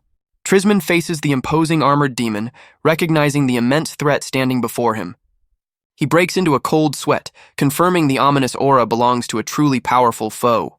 The hero realizes with dread that he's facing one of the legendary 4 demon emperors. Their blades clash, and Trisman immediately feels the overwhelming force of his opponent. The demon emperor ignores the fight, demanding to know the whereabouts of its king, leaving Trisman confused. As the demon presses its attack, the hero realizes it will cut down anyone who gets in its way. Trisman grits his teeth, stunned by a level of power far beyond what he ever anticipated. The two warriors exchange a flurry of blows, their high-speed clash echoing through the capital's gate. The demon emperor gathers a terrifying dark energy into its twin blades, preparing a devastating strike. A sudden movement catches Trisman's eye, and he looks back in alarm, spotting civilians nearby. He spots a terrified father and child trapped in the crossfire, unable to escape. The demon emperor unleashes its devastating dark energy, intent on annihilating everything in its path. With no other choice, Trisman braces himself to intercept the full force of the deadly attack. The hero is violently thrown back, the sheer power of the blast overwhelming his defense. The human commander can only cry out in horror, watching his champion get overpowered. The demon scoffs at the hero's weakness, mocking his need to protect the city's inhabitants. It dismisses the civilians' lives as worthless, declaring nothing will stop its king's return. But just as the hero braces for the end, a mysterious splash of water hits his face. The demon emperor's terrifying attack is suddenly doused and neutralized by an unseen force. The mighty demon kneels in a puddle, utterly bewildered as to why its master would intervene. Trisman watches in confusion as the mighty demon emperor suddenly collapses, overcome with emotion. The armored knight clutches its chest, reminiscing about a legendary demon king from a bygone era. Its grip tightens as it recalls the ultimate power of its perfect and absolute former master. Elsewhere, Zeon looks back, sensing the strange disturbance and feeling a sense of unease. He sighs in exasperation, realizing there's a more pressing issue at hand. The former Demon King's expression shifts to alarm as he tries to get the Emperor's attention. In response to its overwhelming feelings, the Demon Emperor's body begins to grow to a colossal size. The giant knight now towers over the kneeling hero, wailing in despair for its long-lost king. Its immense power surges, fueled by a deep emotional connection to its master. The colossal Demon Emperor raises its massive blade, preparing to unleash its sorrow-fueled rage upon the battlefield. The colossal demon brings its blade down, screaming in anguish for its absent king. Its sorrow intensifies, tears of black energy flowing as it laments its deep longing for its master. Elsewhere, Zeon grits his teeth in frustration, realizing the collateral damage this rampage will cause. Trisman meets the giant's wild swing, the force of their clash shaking the ground as the demon wails. The weeping emperor declares its unwavering loyalty, confused why its master, who is so close, won't appear. Trisman, however, smirks, completely unimpressed by the chaotic display of raw power. He scoffs at the demon's emotional outburst, dismissing it as unworthy of the title of knight. The hero concludes that his opponent is no longer a warrior, but has devolved into a simple monster. The emperor misinterprets this, believing the hero is risking his life to protect civilians for its king. Looking down with sorrowful eyes, the demon declares that the human understands nothing of true loyalty. The Emperor's dark power surges, its blades dedicated solely to destruction for its king. Trisman calmly states that their respective codes of chivalry are fundamentally different. He believes a true knight's purpose is to be a shield for the nation's people. With unwavering conviction, he accepts this as the creed he and his fellow knights live by. The hero proudly declares this to be the righteous path of the Trishulia Knight Order. He raises his sword, summoning a dazzling heavenly formation of 1,000 holy blades. The first volley of light pierces the Emperor's dark aura, catching it completely by surprise. A relentless barrage of sacred energy rains down, overwhelming the colossal demon. With cold resolve, Trisman challenges the creature to withstand his storm of holy swords. The Emperor is relentlessly battered by the sacred attack, its massive form unable to block the onslaught. Trisman's final devastating slash sends the Emperor's helmet flying into the air. The human soldiers cheer, believing their hero has secured a decisive victory. But Trisman's expression turns grim, sensing that something is terribly wrong. He realizes with dread that his ultimate attack had absolutely no effect on the creature. The hero braces himself as the Emperor's shadowy form retaliates with a vicious counter. The demon's body reforms, its true monstrous nature now fully unleashed. It unleashes a wave of pure destruction, carving a massive trench through the capital. The shockwave tears through the nearby buildings, leaving only rubble in its wake. The human commander can only stare in horror, realizing the situation is now a complete catastrophe. Trisman grits his teeth, knowing he can't allow this unrestrained monster to rampage through the city. The Emperor's severed head dissolves into a black, viscous substance, letting out a silent, agonizing wail. Its monstrous body begins to regenerate, the dark energy coalescing back into an even more terrifying form. Trisman watches intently, a bead of sweat on his brow as he confirms his dreadful suspicions. He realizes that despite his devastating attack, the creature's head was merely severed, not destroyed. The hero correctly identifies his foe's true nature as a legendary headless knight, a Dullahan. He recalls ancient legends of a supreme Dullahan, one who possesses a head that should not exist, and realizes he's facing it now. The Emperor's attention is suddenly drawn to the hero's gleaming blade, sensing its immense power. The demon hesitates, ordering the human hero to wait as it processes this startling new development. Trisman proudly identifies himself and his weapon, revealing it to be the great sword that once defeated a demon king. The Emperor roars in furious denial, refusing to believe a mere human could wield such a legendary weapon. The Emperor scoffs, questioning how the hero could believe the foolish rumor that a human defeated its king. Trisman's expression hardens, realizing the demon is referring to the legendary hero who supposedly vanquished the Demon King. The creature seethes, insisting its master would never fall to a mere human, let alone the common folk. It demands to know what cowardly trick was used to tarnish its king's name, its form swelling with rage. The Emperor's severed head wails in despair, blaming the hero for its master's continued absence. Fueled by grief and rage, the monstrous body lunges forward, intent on destroying the hero. The hero takes a firm stance, realizing he must end this now before the entire capital is destroyed. Suddenly, a massive vortex of fire erupts, completely engulfing the charging demon in a surprise attack. The intense flames swirl with incredible power, a technique designed for absolute annihilation. Elsewhere, Milia returns from grocery shopping, completely oblivious to the chaos she just unleashed.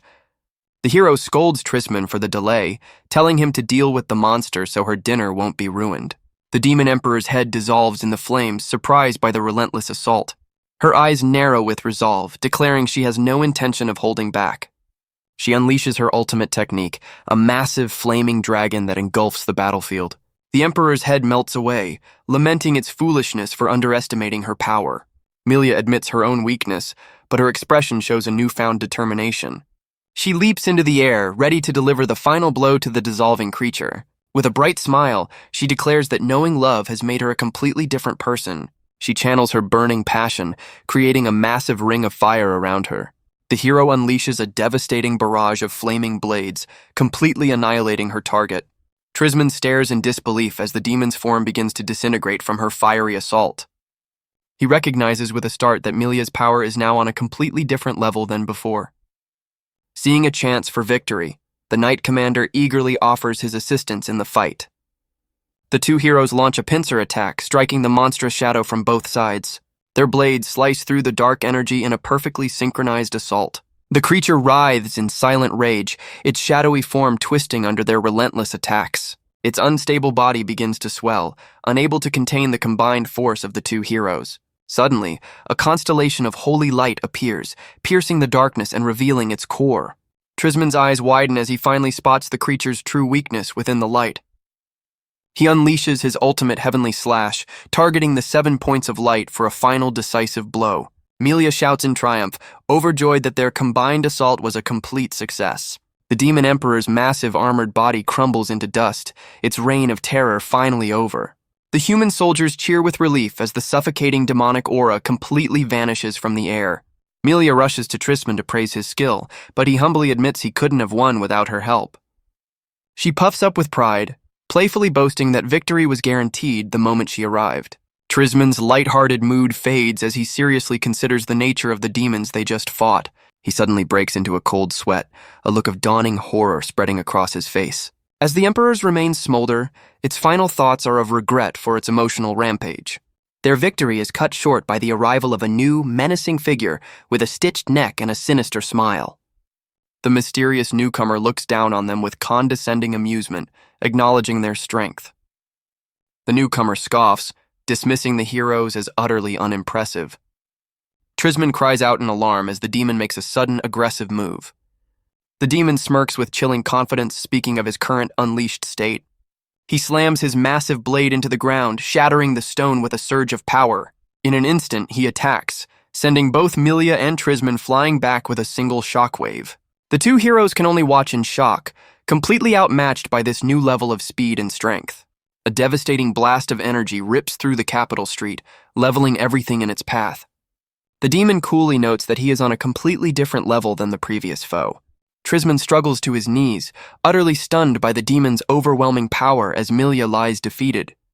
Towering over them, the demon declares it has been a millennium since he last unleashed his true power. The demon recalls that the last person to witness his full power was the Demon King himself. Despite his injuries, Trisman stands resolute, determined to stop this new threat at all costs. The hero realizes with dawning horror that the demon is talking about the Demon King from 1,000 years ago. Milia pushes herself up, insisting she's fine despite the devastating attack she just endured. She smirks with renewed confidence, announcing that the strongest has finally arrived, much to Trisman's confusion. The demon's attention is drawn by a sudden noise as a new figure steps onto the battlefield. Zeon casually strolls into the destroyed street, greeting the demon like an old acquaintance. He identifies the powerful demon as Zabel, expressing mild surprise that he's still alive. Zabel stares in utter disbelief, recognizing his long-lost master in the young hero's form.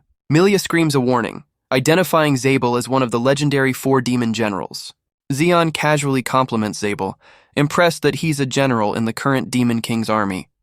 He notes that for a long-lived demon, Zabel is still quite impressive, which brings the general to tears of admiration. Trisman watches the bizarre reunion, completely baffled by their familiar conversation. Zabel's joy turns to confusion, unable to comprehend how his master could be in this form.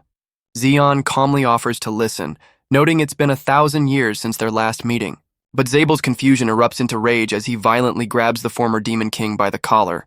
The demon general demands an explanation, revealing he'd seen a vision of his master's return. A flashback reveals a desolate landscape, once home to the strongest Demon King whose power was absolute. The memory shows the former Demon King in his prime, a being whose strength was the law of the demon world. Zabel recalls being summoned by this unbelievable king, only to be effortlessly defeated in a single strike. Lying defeated, Zabel admits the Demon King is far stronger and asks to be finished off. The Demon King calmly walks toward the fallen general, who braces for the end. Zabel recalls thinking that being defeated by such a powerful being wouldn't be so bad. But instead of delivering a final blow, the Demon King compliments Zabel's strength. The defeated general is taken aback, finding his conqueror's response truly magnificent. With a confident smile, the Demon King offers the general a place by his side as a subordinate. Zabel remembers how every demon swore their unwavering loyalty to this new king. He recalls how the Demon King's incredible charisma united all living things under his command. The flashback ends and Zabel's grip on Zeon tightens with overwhelming emotion. He glares at the human before him, unable to reconcile this form with the legendary king he served. Zabel trembles with confusion, demanding to know the identity of the person before him. His confusion erupts into rage as he lunges forward, screaming his denial. But Zeon effortlessly stops the blade with one hand, calmly complimenting his general's improved skill after a millennium. Enraged, Zabel swings again, but Zeon dodges with ease as the sword shatters the ground behind him. The general is left completely stunned, questioning how this boy can possess such genuine, overwhelming power. Zeon smiles, admitting he doesn't fully understand either, but reveals he was the one who wished for this outcome. He tries to empathize, but Zabel furiously rejects his explanation, refusing to accept the situation. The demon general glares with absolute conviction, insisting his true master would never accept such a fate. He declares that for 1,000 years he has lived for the sole purpose of his king's revival. Zabel's face twists in anguish, shouting that he can't accept his master returning in the form of a lowly human. Zeon's expression hardens as he realizes Zabel sees him as a mere human hero. The demon general erupts in a furious torrent of dark energy, refusing to accept this reality. But Zeon moves first, landing a decisive blow that cuts through the demon's rage. Milia shouts in alarm, shocked that he's once again escalating the situation. Zabel screams his denial, his loyalty blinding him to the truth standing before him. Zeon clutches his head in annoyance, completely fed up with his former general's tantrum. He swiftly chops the powerful demon on the head, knocking him to the ground to shut him up. The former Demon King casually flicks his loyal general away, effortlessly demonstrating his superior power. Zabel sits stunned on the ground, utterly baffled by his master's dismissive and casual display of strength. Zeon turns away, coldly informing his subordinate that he has no intention of ever being their Demon King again. He calmly acknowledges his general's unwavering loyalty, realizing Zabel never forgot him. The former king offers his subordinate a new path forward, but only if he's willing to accept it. He then issues a shocking command, daring Zabel to strike him down to prove his conviction. The demon general is left completely stunned, unable to process his master's bizarre request. Zabel's confusion erupts into a furious resolve, warning his master that he will regret his words. Yet through his rage, a tearful smile appears as he accepts his king's selfish nature. The general unleashes a devastating attack, his demonic energy flooding the entire area. The two heroes can only watch in awe, completely stunned by the overwhelming power on display.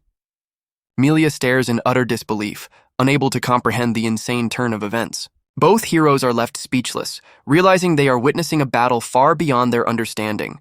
Zeon calmly watches as Zabel's colossal attack descends, threatening to obliterate everything. The general unleashes a devastating killing blow, forged from a millennium of loyalty and despair. Zabel roars, pouring 1,000 years of pent-up emotion into this single desperate strike. He puts everything on the line, determined to prove his conviction to his former master. The storm of dark energy, a technique of absolute destruction, barrels towards the lone hero. But Zeon merely smiles, his eyes gleaming with excitement as he prepares to meet the challenge. He clenches his fist, ready to accept the full weight of his general's 1,000-year-long devotion. With a confident grin, the former king decides to reward this loyalty by responding with his own full power. The onlookers can only stare, recognizing this as the legendary strike that once dominated the world. Zeon unleashes his own attack, a single punch meant to counter the world-ending power of his general. The former king meets his general's gaze, his expression one of absolute confidence. The general finally understands, recognizing the undeniable power of his one true king. He rushes into the heart of the attack as colossal bones rise from the earth to form a cage. Zabel can only stare as his devastating attack is effortlessly shattered by a single punch. His fist remains clenched, a testament to the overwhelming power contained in a single strike. The mighty general stumbles back, his stance broken by the sheer force of the counterattack. Zeon stands unfazed, casually dismissing the cataclysmic clash as if it were nothing. Zabel finally concedes defeat, a pained yet joyful smile revealing he was wrong to ever doubt his king. He joyfully concludes that from the very beginning, his master's true nature never changed. Overcome with emotion, the loyal general collapses, reaching for his one true king. The defeated general reaches out, acknowledging that his king's true nature hasn't changed at all. Zabel finally collapses at his master's feet, his 1,000-year-long battle finally over. Zeon's eyes flicker with a complex emotion, the weight of the past millennium settling in. The chaos subsides as Melia and the royal knights finally arrive on the scene, calling his name. She immediately questions his connection to the demon, noting their strangely familiar conversation. Her questions are forgotten as she suddenly embraces him, overjoyed by his incredible power. Still clinging to him, she admits with a blush that he's completely in a league of his own. He quietly reflects on the battle, remembering that even she and Trisman together were no match. Melia's expression turns serious as she asks just how powerful their opponent truly was. With a confident smirk, Zeon clenches his fist and confirms that Zabel was indeed incredibly strong. 10 days later, a young man frantically runs home, shouting for his mother in the quiet village of Nanana. He bursts through the door, startling his mother, who turns from her cooking with a warm, curious smile. He eagerly presents a newspaper, insisting she look at the incredible article featuring their son. She smiles with pride as her husband is completely overcome with emotion, moved to tears by the news. Both parents are filled with immense pride, realizing their son has officially joined the hero rankings. The article reveals a confident photo of Zeon, announcing his incredible achievement of becoming a single-digit ranker. Back at the palace, Melia remarks that she always knew his true power would eventually be recognized. Their walk takes them through the grand halls of Trishulia Castle, the heart of the kingdom. Now officially ranked 5th, Zeon of the Iron Fist, he runs into another hero who is surprised by his rapid rise in the ranks. Despite the honor, he seems completely annoyed by the new obligations that come with being summoned to the castle. Melia lectures him to behave, reminding him that all eyes are on him now. She takes a breath, her hand on the door handle, preparing to enter the meeting. The massive doors swing open, revealing the chamber where the kingdom's elite have gathered. They step into a round-table conference, filled with the most eccentric and powerful heroes in the land. This is a gathering of the pinnacle of heroes, the strongest warriors humanity has to offer. A calm, blonde-haired man smiles, ready to begin this meeting of humanity's greatest champions. The man casually greets the newcomer, acknowledging Zeon's arrival with a simple nod. Taking his seat at the head of the table, he officially calls the round table conference to order. His eyes crinkle with a confident smile as he prepares to start the proceedings. The scene shifts to another legendary figure, the one known simply as the hero, humanity's ultimate hope. The narrator explains that heroes are defined by virtues like courage, justice, and purity. But if one had to choose a single defining trait, it would be the one that sets them apart from all others. Back at the round table, the discussion focuses on the one thing that truly makes a hero. The man at the head of the table declares that this quality is nothing less than absolute strength. The 6th-ranked hero, Ruby Diamond Carbuncle, grins, sizing up the new addition to their ranks. The 8th-ranked hero, the serene Sister Noel, observes the proceedings with a gentle smile. The fourth-ranked hero, Alba Quasar, rests his head on his hand, looking thoroughly unimpressed. The 10th-ranked hero, the unsettling Beryl, lets out a manic laugh, his sharp teeth on full display. The 9th-ranked hero, the stoic Inferno Darkness, watches the others with a silent, grim expression.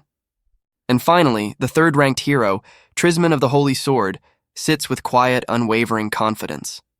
The leader of the heroes gestures towards the rookie, officially acknowledging his presence at the table. Milia formally introduces him as Xion Ishtar, a name that catches him slightly off guard. The man is revealed to be the 1st-ranked hero, Mr. World, humanity's strongest warrior. Xion sizes up the kingdom's #1 hero, a flicker of recognition in his eyes. Beryl, the 10th-ranked hero, greets the rookie with a sinister grin, telling him not to be shy. The unsettling hero licks his lips, making a strange comment that leaves Xion visibly disturbed. Beryl's manic energy fills the room as he eagerly tries to start a confrontation with the others. But their tense meeting is suddenly interrupted by the cheerful arrival of the kingdom's princess. She playfully scolds Mr. World for trying to start the conference without her.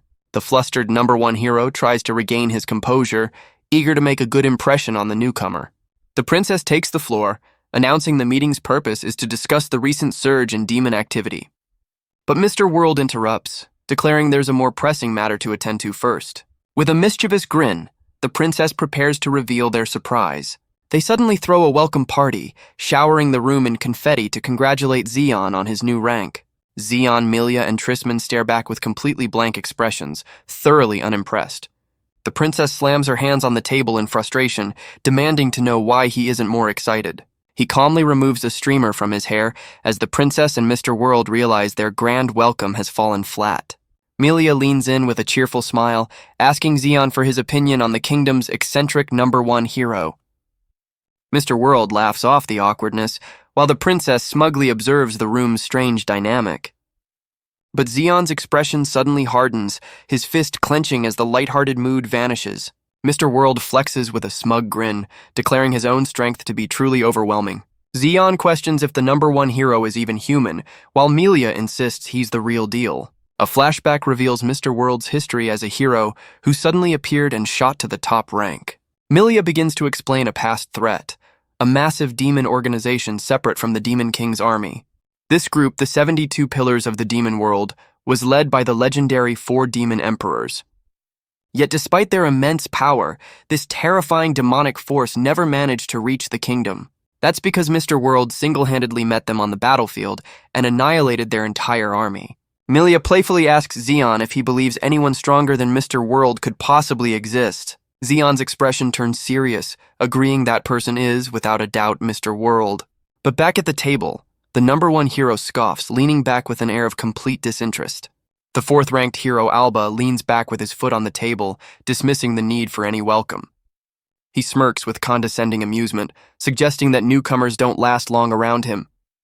Milia warns Alba to back off, playfully claiming the right to haze the rookie for herself. Xion's expression turns serious, realizing the 4 demon emperors were more significant than he initially thought.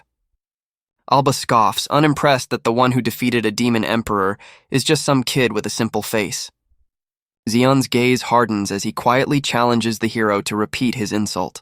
Alba leaps to his feet, angrily declaring his own status as a hero, demanding respect.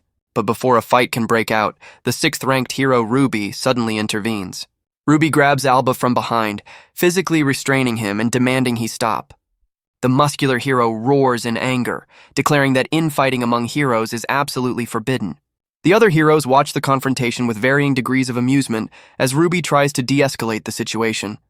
She lands a stunning blow on the arrogant hero, demanding he feel the pain of his recklessness.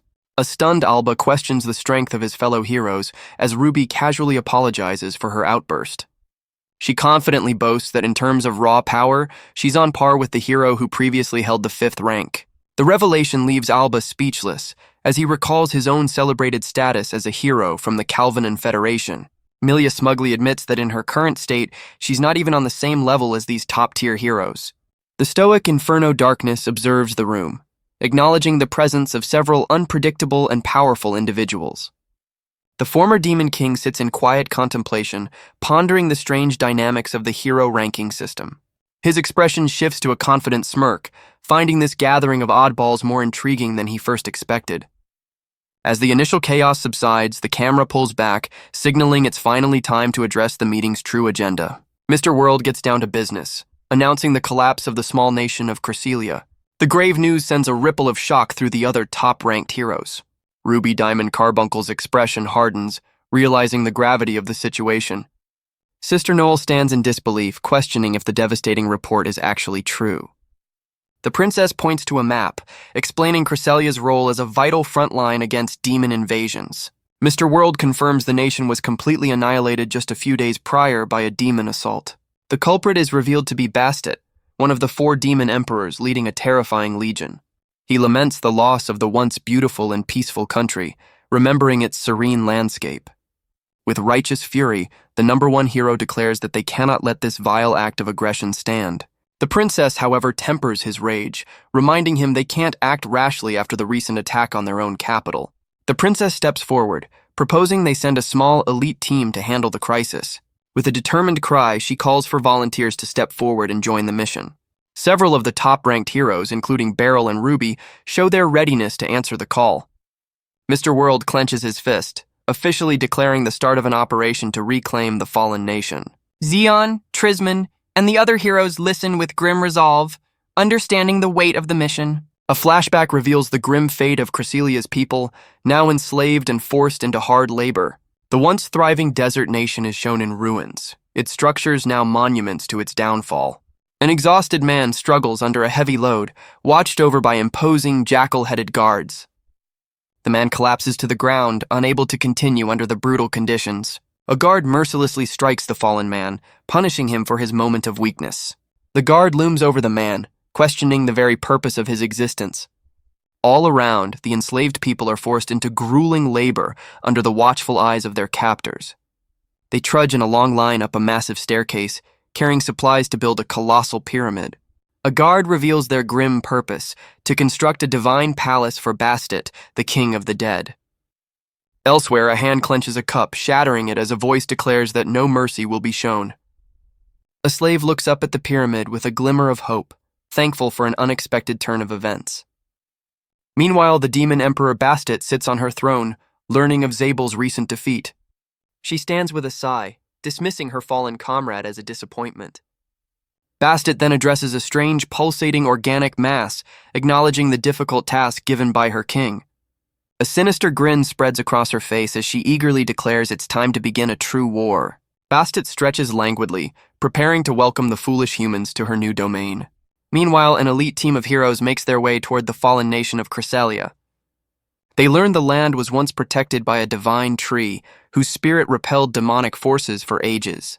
But now, the heroes stand on a desolate cliff, looking out at what the nation has become. The once beautiful land is gone, replaced by a massive construction site where enslaved humans build a pyramid. Filled with righteous anger, Mr. World declares they will liberate the people who are crying out for help. He sighs in slight frustration, noting that in the end, only 5 heroes answered the call for this dangerous mission. Melia smirks, recalling that the other top heroes were unavailable due to their own pressing duties.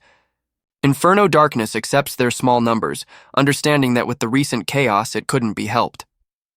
Suddenly, the stoic hero strikes a bizarre pose, leaving the rest of the team completely baffled by his strange behavior.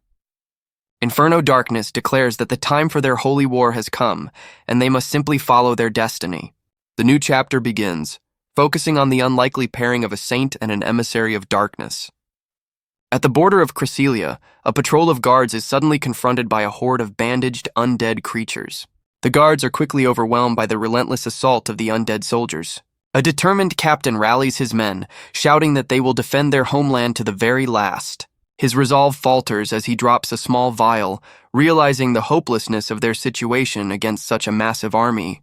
The vial of holy water tumbles through the air as the undead horde closes in for the final strike. It shatters on the ground, splashing its sacred contents across the dusty battlefield.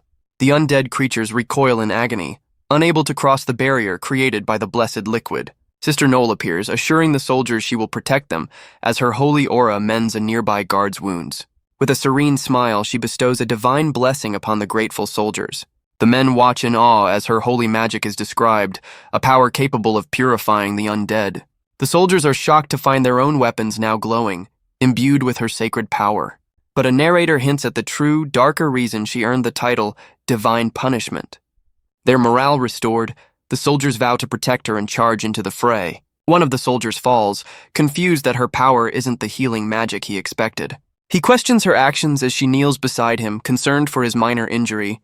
The soldier's demeanor suddenly darkens, insisting that he cannot be forgiven for his weakness. His mind twists with rage as he raises his weapon, ranting about punishing the innocent. A black blindfold materializes over her eyes, revealing her true, uncompromising stance against demons. Her gentle facade shatters, revealing a furious warrior who identifies her true nature as pure ferocity. She unleashes her divine punishment, swinging a massive flail that obliterates an undead creature. With a crazed grin, she dares the remaining demons to face her, eager to send them all to their doom. The healed soldiers watch from a distance, now more intimidated by their savior than the enemy horde. A powerful jackal-headed commander appears, dismissing the spells of the human mages as completely useless. The mages look on in horror, realizing their most powerful magic has no effect on the demon general. The commander crackles with dark energy, preparing to demonstrate his power on the insignificant humans. He reveals his strength is a curse bestowed upon him by the demon emperor Bastet herself. The demon unleashes a devastating blast, only for it to be stopped by a mysterious new arrival. The 9th-ranked hero, Inferno Darkness, stands revealed, calmly declaring himself a worthy opponent for the demon commander. The stoic hero looks down on the demon commander, vowing to send him to his grave. He then launches himself into the air, performing a series of bizarre, acrobatic spins. The demon commander stares in confusion, questioning the hero's identity and his strange positioning. The hero touches his face, complaining of a sudden pain, much to the demon's bewilderment. He lands with a dramatic pose, shattering the ground beneath him with a powerful impact. The hero marvels at his own 5 rotations, though he seems to question the purpose of his own strange movements. He then stands and faces the commander, casually dismissing him as an insignificant foe. Enraged by the insult, the demon commander threatens the hero, asking if he has a death wish. The commander unleashes a torrent of dark energy, preparing to show off a true curse technique. He roars with pride, revealing he is a special soldier blessed with a curse from Bastet herself. The narrative shifts to the 9th-ranked hero, Inferno Darkness, whose life has been anything but ordinary. A flashback reveals he was born to a pair of loving, cheerful parents. As a boy, his greatest ambition was to become a simple school teacher. But his destiny was forever altered by a single mysterious book of heroic tales. He discovered the fateful tome tucked away in a library, completely unaware of its influence. Soon after, his manner of speaking became bizarrely theatrical, leaving his mother utterly bewildered. His strange new behavior earned him nothing but a stern scolding. However, his peaceful life was about to be shattered by a single pivotal moment. A devastating incident would soon strike, sealing his path as a hero of darkness. That tragic event was being scratched in the face by his pet cat while falling into a tub of water. The scar over his eye, which he calls his stigma, is a permanent reminder of that fateful day. The narrator reveals this seemingly trivial incident with his cat somehow unlocked his true power. The Jackal Commander unleashes his ultimate cursed flame attack, convinced it will annihilate the hero. Xeon watches the epic clash with a look of mild amusement, completely unconcerned. But Inferno Darkness effortlessly disperses the blast with one hand, mocking the commander's wasted effort.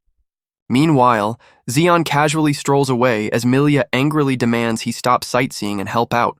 She pants in frustration, exasperated that she has to deal with everything herself.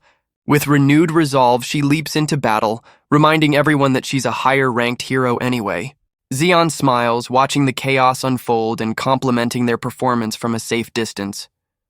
Inferno Darkness observes his allies, quietly acknowledging that they are indeed in a league of their own. Mr. World identifies his target, unleashing a devastating punch with incredible speed.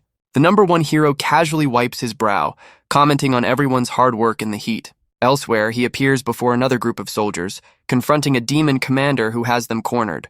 He effortlessly dodges a massive swing from the jackal-headed demon, moving with impossible grace. The nearby soldiers can only stare in awe, stunned that he defeated a captain-class demon with one strike. He follows up with a crushing blow, demonstrating his truly superhuman physical power. Despite sensing a strange demonic energy, he dispatches another foe with a single powerful kick. Watching from a distance, Zeon questions if Mr. World is even human, as Melia reminds him of her previous warnings. Melia angrily scolds Zeon for just standing around, demanding he stop sightseeing and join the fight. Her outburst is met with a sheepish grin, as if he's completely unfazed by her frustration. A four-armed mummified demon, one of the 72 pillars, confronts the two heroes. Before the demon can even finish its introduction, Zeon launches forward and shatters it with a single punch. He stretches nonchalantly, remarking that this little detour is turning into some good exercise. Melia stares at his back, once again convinced that her companion is not human.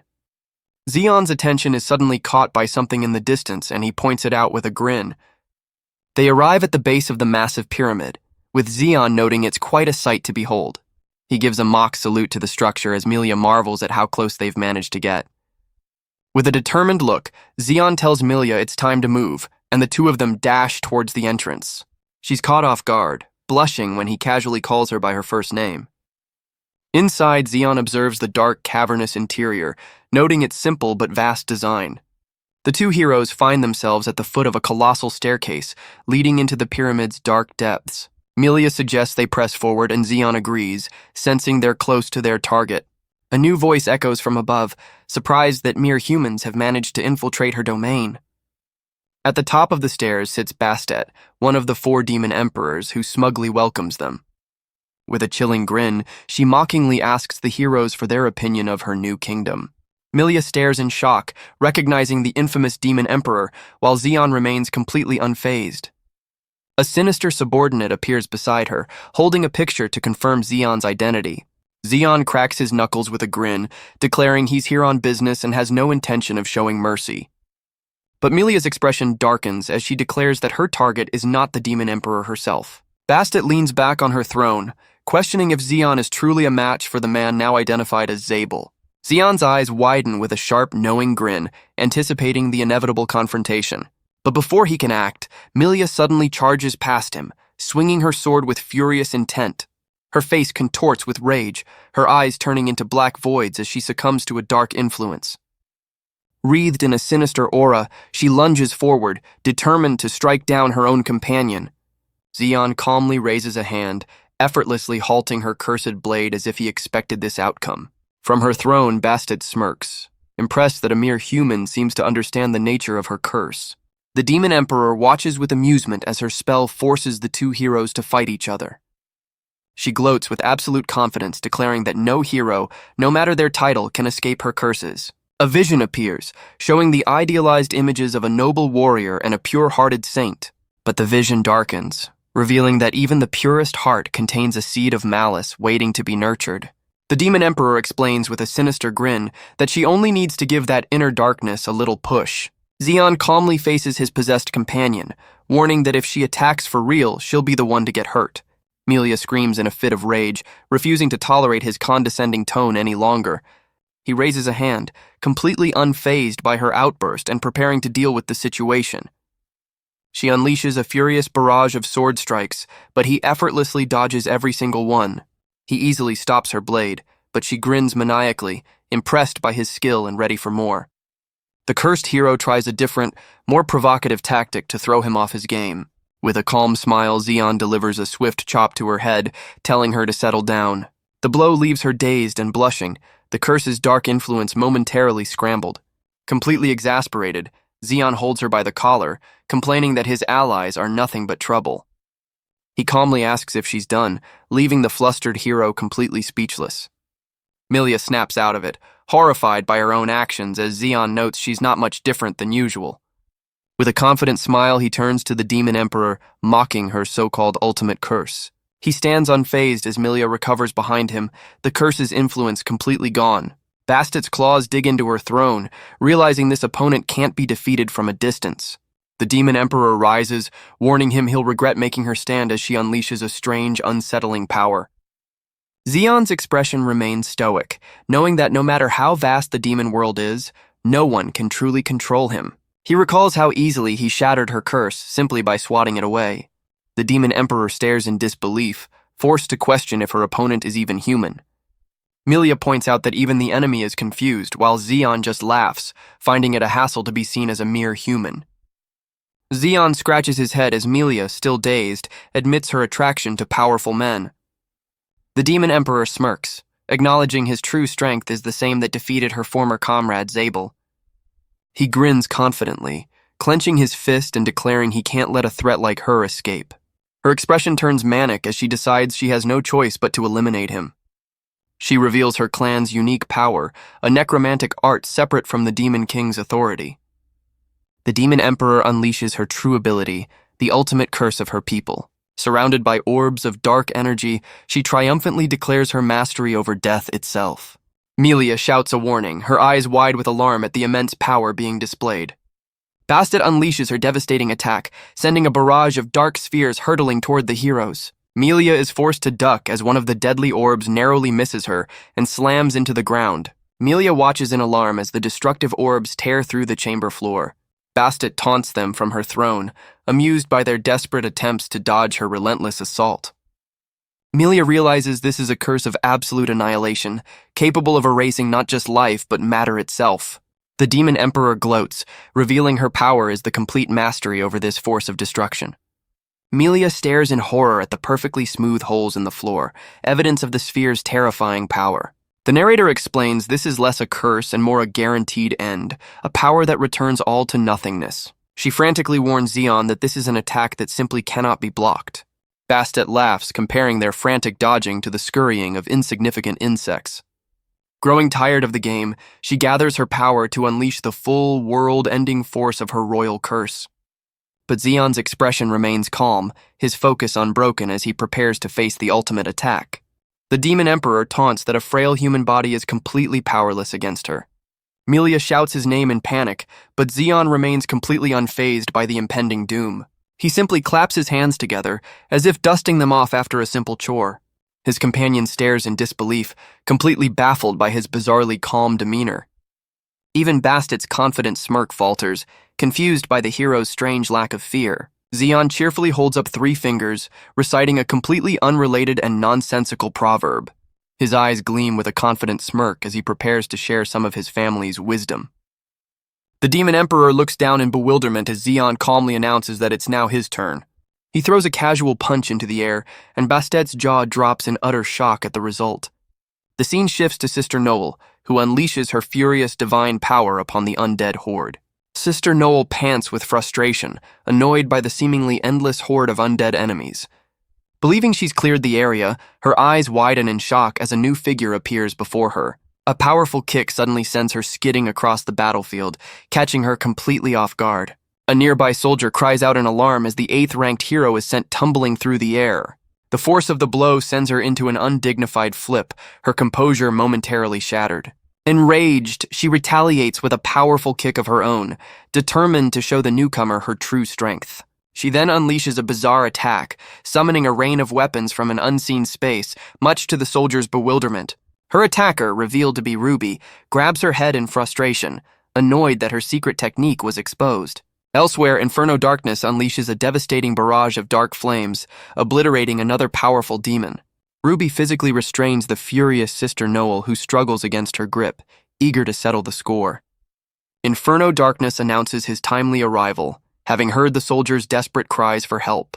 Mr. World effortlessly catches Sister Noel, asking with a charming smile if she is unharmed. The stoic hero covers his face, warning her to stay focused and not be distracted by his secret techniques. Sister Noel looks on, completely exasperated by the strange behavior of her fellow heroes. Mr. World turns his attention to the distant pyramid, sensing the sounds of a fierce battle already underway. The reunited team prepares to advance, questioning if the source of the chaos is a powerful flame demon. Suddenly, the ground beneath them begins to tremble violently, catching the entire team by surprise. They look up just in time to see a colossal object arcing through the sky directly toward them. A gigantic, mummified hand slams into the earth just feet away, shaking the very foundation of the battlefield. The heroes can only stare in stunned silence, trying to comprehend the sheer scale of the new enemy before them. Amidst the rubble, a defeated Bastet laughs, declaring that it's all over for her masters. Zeon turns his attention to a large opening, noting the commotion happening outside. As he and Melia watch, the Demon Emperor calls him a troublesome opponent, seemingly giving up. She begins to tell a story from over 400 years ago, about a demon clan that defied the Demon King. A flashback reveals a monstrous entity, larger than any giant, crushing the Demon King's elite forces. The shadowy figure's hand is shown reaching out, daring to strike the Demon King himself. Bastet explains with a wild grin that the Demon King struck down this rebel, and no one has challenged him since.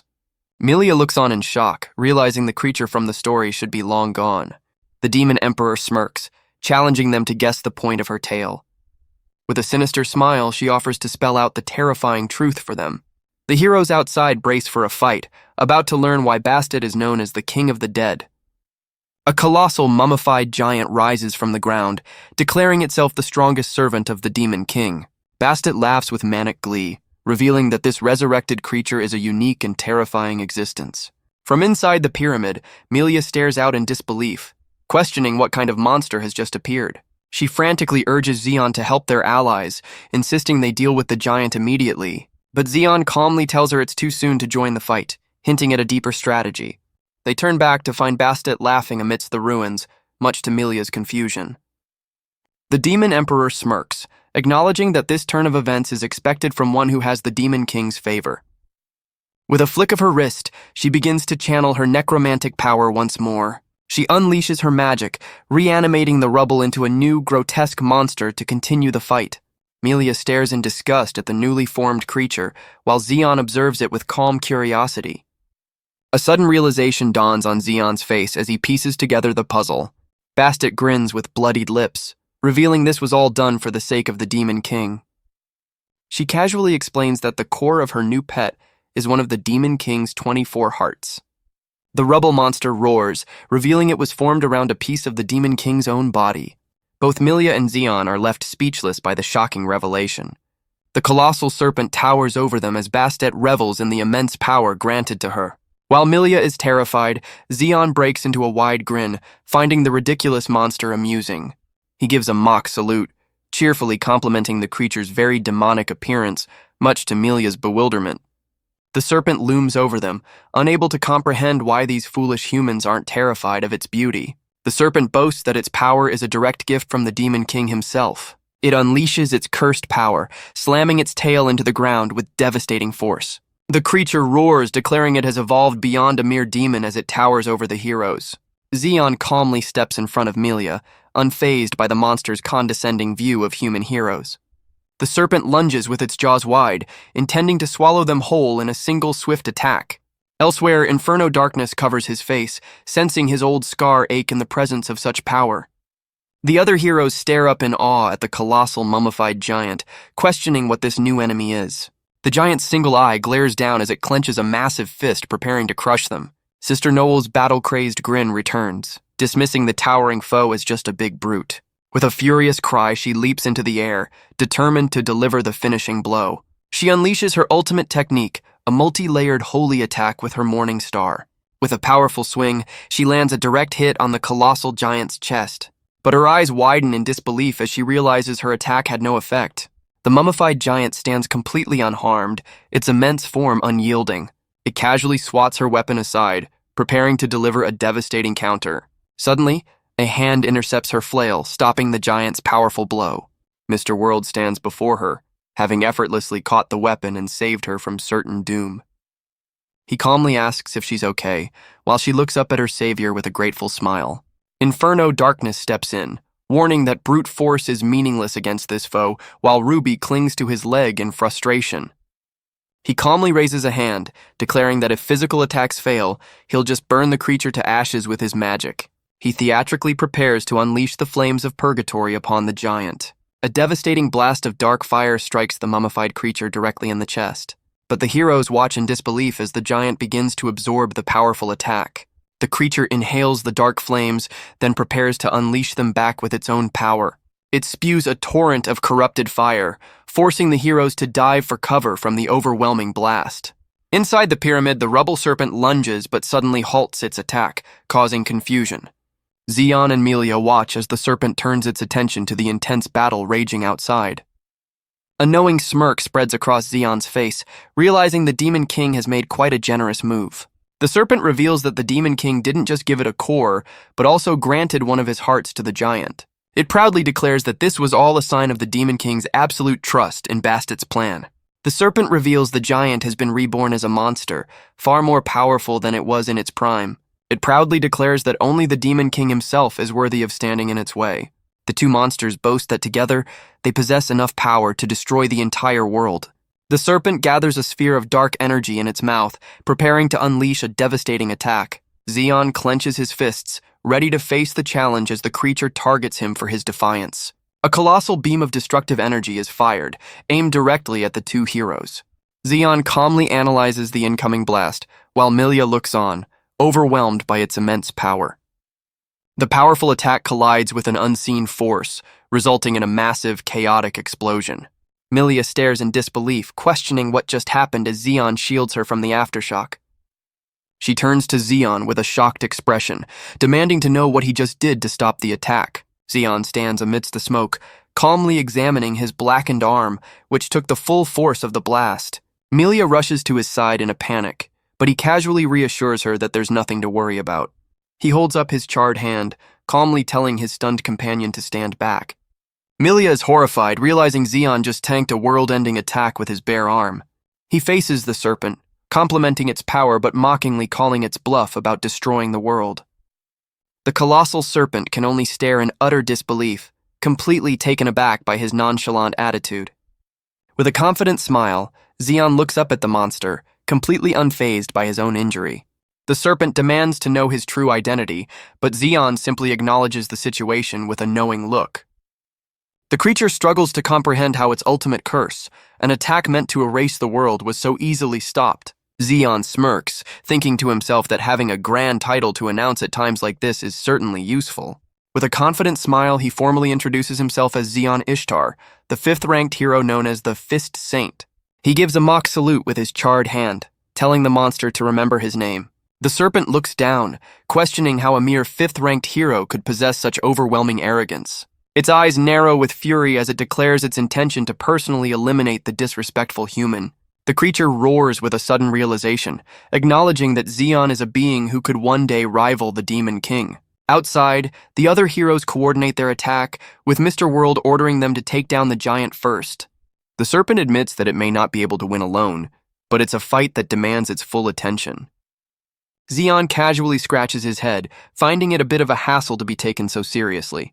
He gestures with his thumb toward the battle outside, nonchalantly predicting the giant's imminent defeat.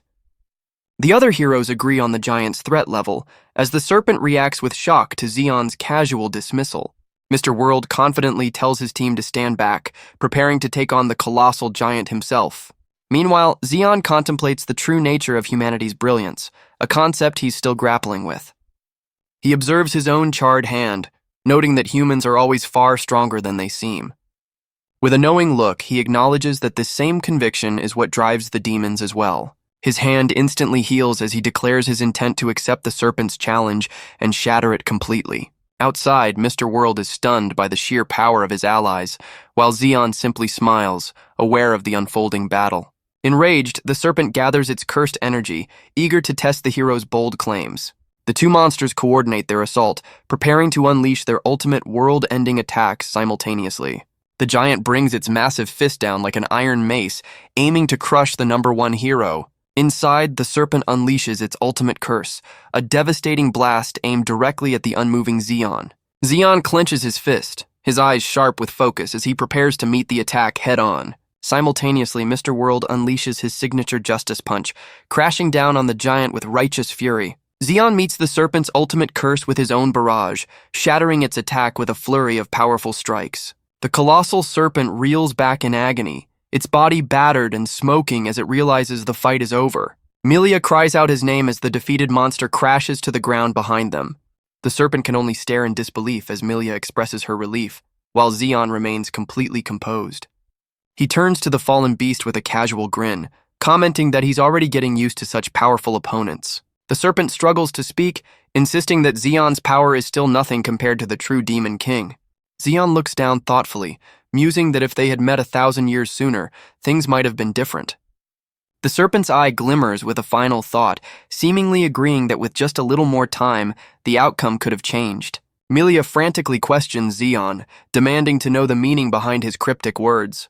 From a distance, the defeated serpent lies still as Milia continues to press Zeon for answers. She admits she was almost swayed by the serpent's power, while Zeon casually dismisses her concerns. He smirks, pointing out that the serpent had a fine sense of justice, much to her annoyance. Zeon then turns to her, suggesting that's precisely why he finds her interesting as well. Flustered and blushing, Milia demands to know what he means by that comment. His teasing words leave her completely overwhelmed, her mind short-circuiting with embarrassment. He calmly asks if she's quite fond of that kind of strength, leaving her utterly speechless. Zeon smiles, noting that the battle outside has concluded safely, while Milia hides her flustered face. He cheerfully declares their mission is complete, as his companion looks on with a mix of embarrassment and admiration. The other heroes arrive, with Mr. World declaring their mission a resounding success. Zeon seems momentarily caught off guard by the arrival of his comrades.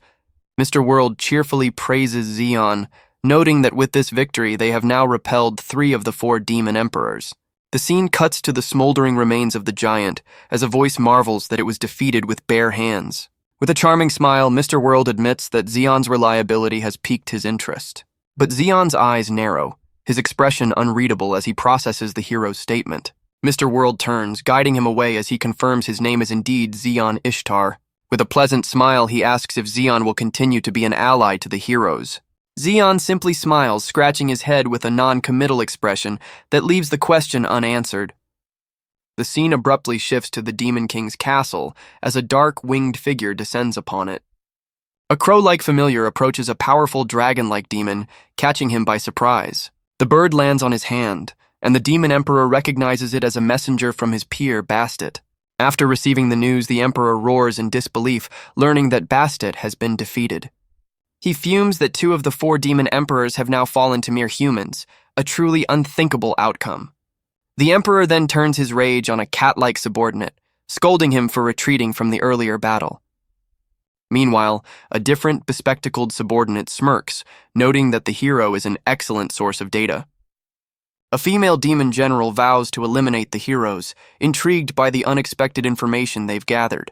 The Demon Emperor trembles with rage, lamenting the fall of both Zabel and now Bastet. With newfound resolve, he orders his bespectacled subordinate to follow him, ready to enter the fray. The subordinate is stunned when the Emperor clarifies that he'll be joining the fight as well. The enraged Dragon Emperor declares his intent to personally annihilate the humans. His subordinate Gungnir attempts to calm his master, but the Emperor's mind is made up. The Emperor acknowledges Gungnir's previous warnings, agreeing it's time to stop underestimating their foes.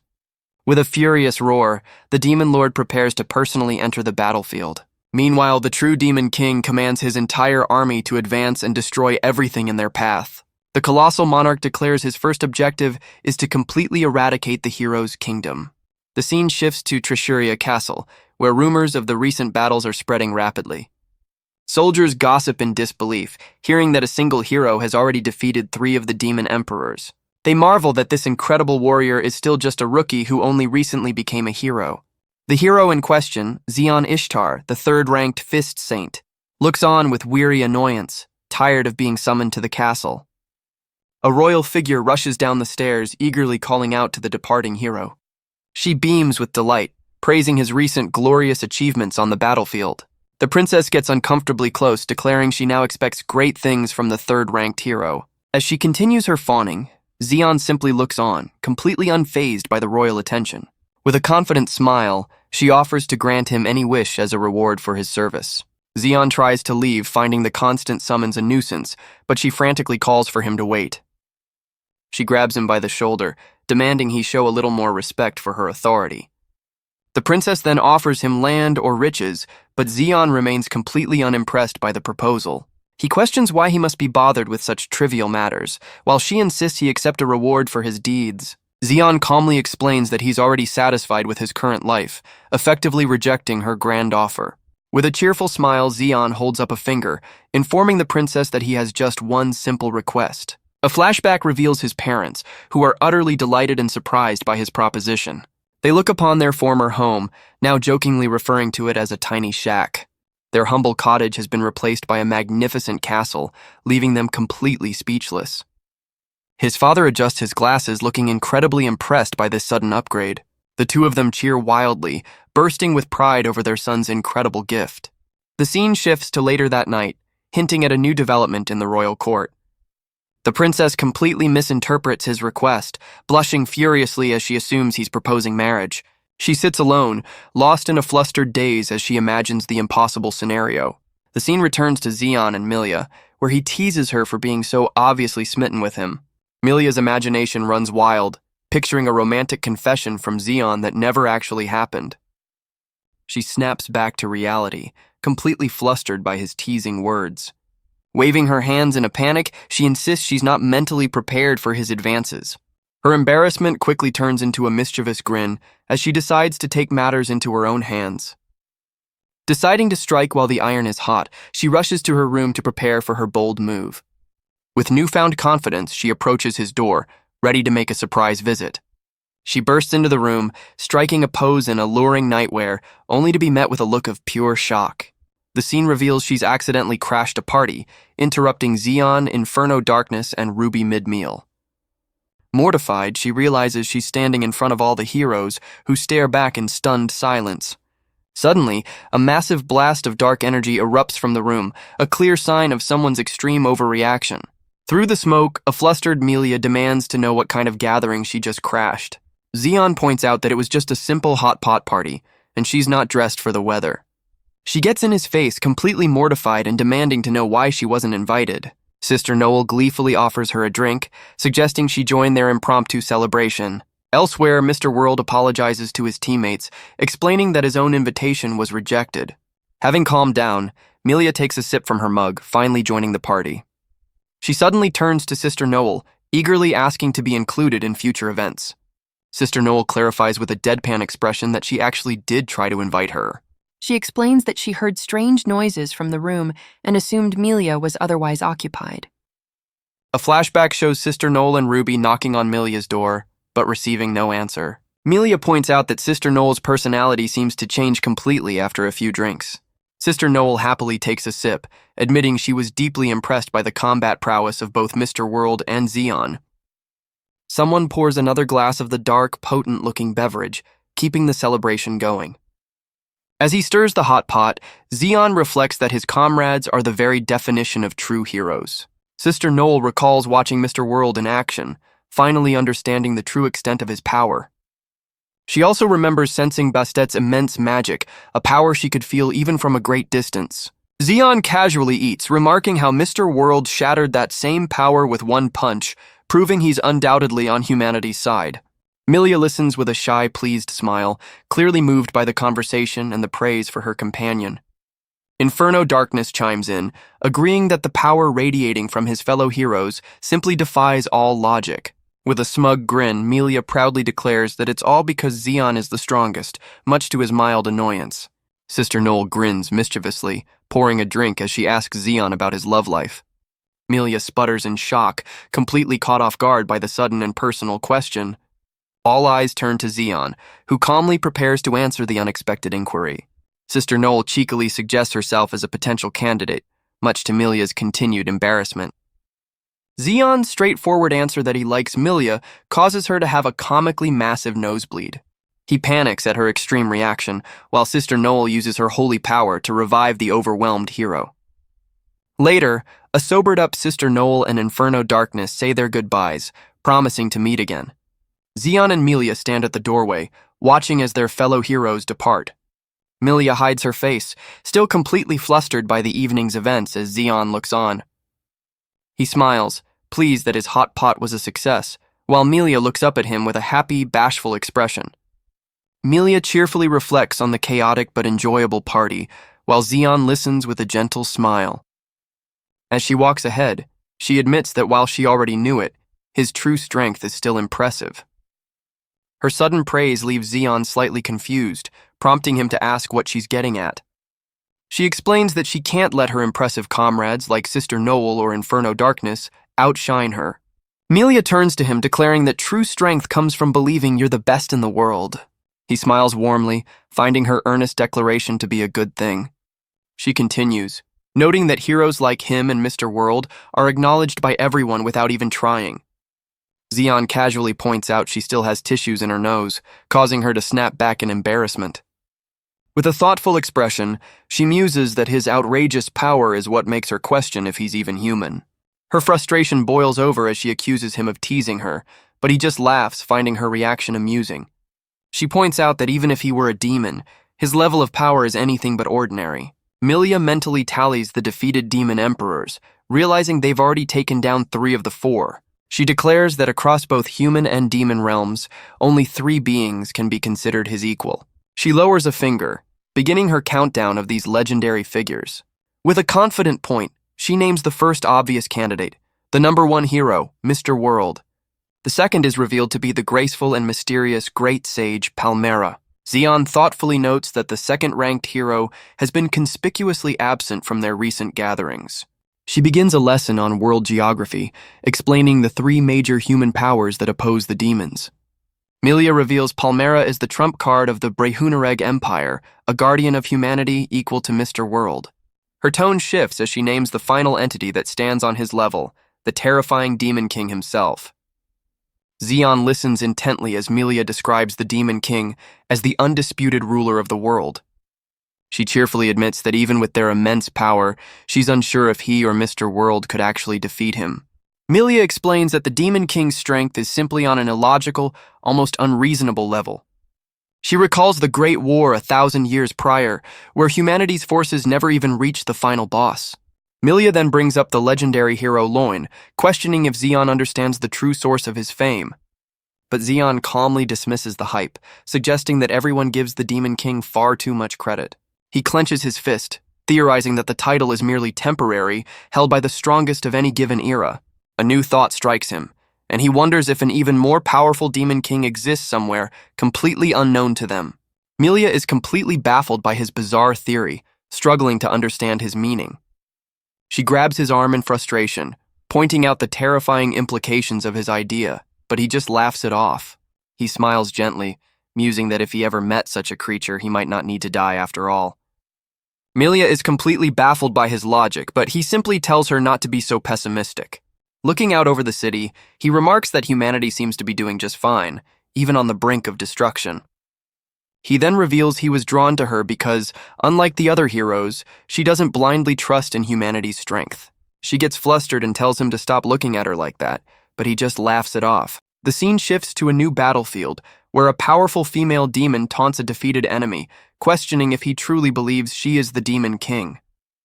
In a flash, a mysterious woman appears with a massive dragon, effortlessly neutralizing the threat in an instant. The defeated demon subordinate can only stare in pain, completely overwhelmed by this new arrival. The large demon general identifies the powerful newcomers as the other 2 demon emperors. A narrator explains that in a bygone era, these beings stood at the very pinnacle, reigning over a world where humanity was nearly destroyed. The demon generals can only react in shock as the narrator reveals the truth about these legendary figures. The first is the Demon King, a small but terrifyingly powerful entity. The second is the Phantom Demon King, a hulking armored behemoth. The third is the Dragon Demon King, a colossal and ancient beast. And the fourth is the Netherworld Demon King, a stern and imposing figure. But above them all stands the one true ruler, the true Demon King. The other Demon Kings bow in deference, acknowledging their master has been waiting. The true Demon King muses that this world, created by his whims, is no longer his to command. He turns to his 4 most powerful subordinates, the beings known as the 4 Demon Kings. With a sharp gaze, he speaks of the existence of a new Demon King, a new variable in their grand plan. The scene shifts to the next morning as Milia wakes up with the rising sun. Having woken up earlier than planned, she slips out of bed to begin her day. She pours herself a glass of water, her mind already focused on the day ahead.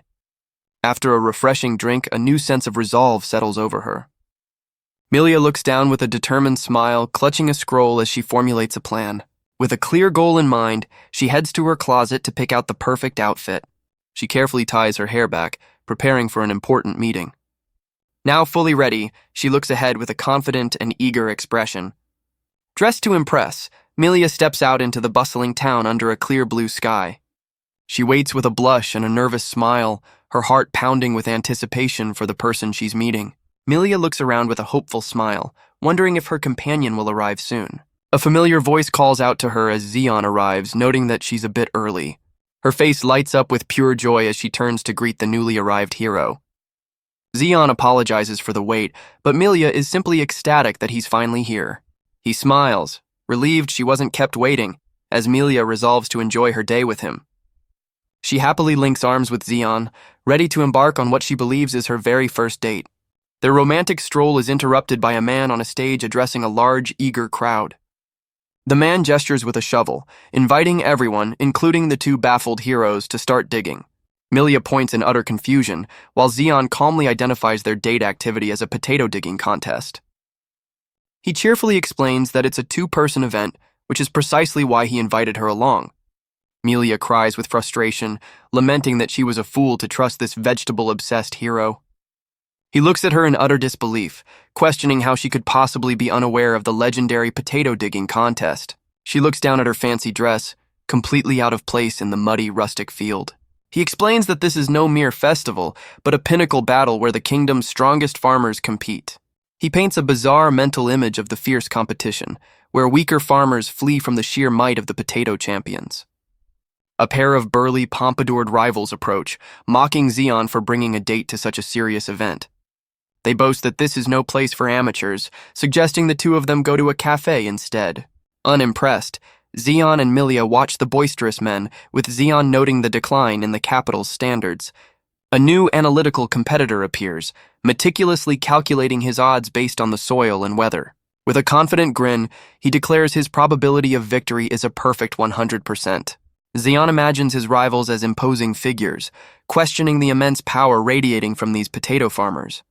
The burly men laugh, telling the hero to put on a good show, as Zeon realizes this won't be a simple contest. He warns Milia to be careful, noting their opponents are far from ordinary, much to the rivals' confusion. The main competitors gather with confident expressions as the 103rd Royal Potato Digging Contest is announced. As the event begins, Milia stares at Zeon in disbelief, unable to believe he's actually participating. The contest explodes into a flurry of motion as the farmers dig with superhuman speed, much to Milia's surprise. Zeon calmly offers a handshake to his main rival, a silent challenge issued amidst the flying potatoes. They grip hands with intense force, crushing a potato between them in a powerful display of rivalry. After the fierce competition, the announcer steps forward to declare the champion of the contest. The exhausted competitors, including a very unimpressed Milia, stand together as they await the final results. The announcer proudly declares the victory of Zeon Ishtar and his partner Milia, much to her surprise. The two heroes approach the stage to claim their prize from the beaming contest official. He presents them with the grand prize, a champion's trophy and the legendary golden sweet potato. Zeon's eyes sparkle with pure delight, already imagining the next stage of his crop cultivation. He trembles with excitement, holding the legendary seed potato that can only be obtained by champions. Later, Milia washes the dirt from her hands, lamenting that her precious day off was spent digging in the mud. Zeon approaches, admitting that it was a tough battle and he couldn't have won without her. He sincerely thanks her, expressing how glad he is that she was his partner for the contest. His earnest words leave her completely flustered, feeling more moved than she ever has before. She looks up with a blush, shyly acknowledging his heartfelt gratitude. He reveals their post-contest barbecue is in jeopardy after he accidentally dropped the potatoes. The other competitors are thrown into despair, their barbecue dreams seemingly crushed. Unsure of what else to do, Milia decides to try a little something with her own power. She looks up in confusion, questioning the result of her own actions. Zeon now holds the box of potatoes, which has inexplicably burst into magical flames. The box erupts into a pillar of fire, with the two heroes standing calmly at its center. The farmers erupt into a wild cheer, hailing Milia as a goddess for saving their barbecue.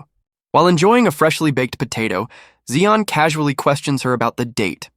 She sits dejectedly beside him, lamenting that she got all dressed up just for this. The word finally clicks, and Zeon looks shocked as he realizes she thought this was a real date. Milia frantically tries to backtrack, insisting it was all just a simple misunderstanding. He explains his simple definition of a date, having fun and going out with someone you like. Zeon continues with a bright smile, adding that eating good food together is also part of it. Milia looks on, completely taken aback as he concludes that he's glad they had this time. With a sparkling smile, he officially declares that today was his and Melia's very first date. The sudden, earnest confession completely short-circuits her brain, resulting in another massive nosebleed. A title card marks the occasion. Melia Vermillion's first-ever date has come to a dramatic end. In her mind, she celebrates with tears of joy, considering the chaotic day a resounding success. Elsewhere, the potato-digging rivals panic, calling for a doctor as they wish these happy days could last forever. The scene shifts to the demon realm, where a furious demon general berates her subordinates for their incompetence. A female hand serves a drink to the demon general Gungnir, who sighs in frustration at his useless subordinates. A mischievous demoness with a wicked grin suggests they stir up some trouble to cure their boredom. Gungnir sweats nervously, struggling to process the chaotic situation unfolding around him. The demoness uses a subordinate as a chair, ordering Gungnir to endure the humiliation as he bows obediently. From afar, a powerful female demon general observes the bizarre scene of dominance and idleness. She scolds them with a stern expression, suggesting they should have accompanied the Dragon Emperor. The mischievous demoness whines, admitting she finds the Dragon Emperor far too serious and difficult to be around. A sly smile spreads across her face as she thinks of another, more devious reason. She flashes a peace sign, plotting that if the other two emperors go, their own movements might go unnoticed by the humans. With a confident lick of her lips, she sips her drink, her mind made up on her next course of action. The stern demon general questions her subordinate's plan with a skeptical look. The scene cuts to the Brihunareg Empire, where a formidable armored warrior stands ready for battle. A powerful hero floats before him, confidently stating that defeating him will be an easy task. But the second-ranked hero, Palmera the Great Sage, is suddenly shown reeling from a powerful blow. The armored warrior looms over her defeated form, disappointed that the Empire's best hero is so weak. He slams his fist down with immense force, declaring her a complete and utter letdown. The Great Sage is driven into the ground, the impact of the attack showing its devastating effect. Her opponent stands over her, coldly stating that as a warrior, she should accept her fate. Clenching her fist, Palmera realizes his strength is on par with a demon king. Yet she rises from the rubble, her staff glowing as she prepares to face him once more. She reveals a secret technique, one she was saving for the demon king himself. With a determined gaze, she apologizes for being so persistent in this fight. Palmera unleashes a forbidden magic, a final desperate attack meant to take them both down. The armored warrior seems impressed by her power, but remains completely unfazed. He calmly counters by summoning a colossal meteor from the heavens to meet her spell. The warrior takes back his earlier words, acknowledging the human is a worthy opponent. In a flash, he summons 4 legendary blades, a demon sword, a holy sword, a great sword, and a divine blade. Wielding all 4 ultimate weapons, he declares that the power of multiple worlds is now in his hands. He unleashes his own secret art, a flurry of slashes that tears through the descending meteor. Her ultimate attack is completely shattered, obliterated by his overwhelming swordsmanship. Battered but defiant, Palmera reminds him that she told him she wouldn't go down easily. The armored warrior raises his sword, once again calling the Great Sage a disappointment. Yet a determined, almost crazed smile spreads across Palmera's face as she glares back at him. The warrior clenches his fist, preparing to deliver the final decisive blow. Palmera admits that while she's been defeated, she at least managed to pass the time. Her opponent now believes he has gauged the full extent of this world's strongest hero. He decides there's no need to linger, preparing to destroy this world and move on to the next. The scene shifts to Melia, who is stunned to learn that Xion's parents are coming to visit. A voice explains that they're coming to the capital for a bit of sightseeing. Xion casually confirms the news while holding a pear, leaving Melia completely speechless. Melia confronts Xion in the market, demanding to know why he didn't give her more notice. Her mind immediately leaps to marriage, imagining this is his way of introducing her to his parents. Xion looks genuinely confused, questioning why he would need her permission for his parents to visit. He explains with a smile that he simply wants them to see him doing his best as a hero. Holding a pear, he humbly adds that he doesn't feel like he's doing anything particularly special. He then turns to Melia, remarking that she seems to be trying much harder than he is. She walks ahead, admitting that regardless of his thoughts, she has her own opinion on the matter. Melia turns back, confidently declaring that he is already a magnificent hero in her eyes. Their moment is suddenly interrupted as a pair of young children spot them from across the street. The kids excitedly recognize him, calling out the name of Xion, the third-ranked hero. Zeon looks over, surprised, as the two children confirm his identity with starstruck expressions. They rush forward with excitement, thrilled to meet the real hero in person, much to Melia's surprise. The young boy proudly declares that both he and his shy sister are Zeon's biggest fans. He eagerly asks for a handshake, holding his hand out to the powerful hero. Melia smiles, suggesting that he could at least indulge his young admirers with a simple handshake. She playfully teases him for his deadpan reaction, wondering why he isn't more touched by their praise. The children leap with joy as they wave goodbye, running off after their brief but exciting encounter. Zeon remarks that it's the first time he's ever been praised like that, leaving Melia to question his statement. He looks down at his hand, musing that if he were truly that strong, he'd be more revered. A flashback shows Zeon in his demon form, as a subordinate scoffs at the very idea of being revered. A flashback reveals his subordinates once bowed to him, admitting they submitted out of fear of his immense power. But even then, he knew none of them could ever hope to take the Demon King's place. Back in the present, he stares at his hand, pondering the unfamiliar concept of being admired. Melia snaps him out of it, announcing they must prepare to welcome his parents, and he casually agrees.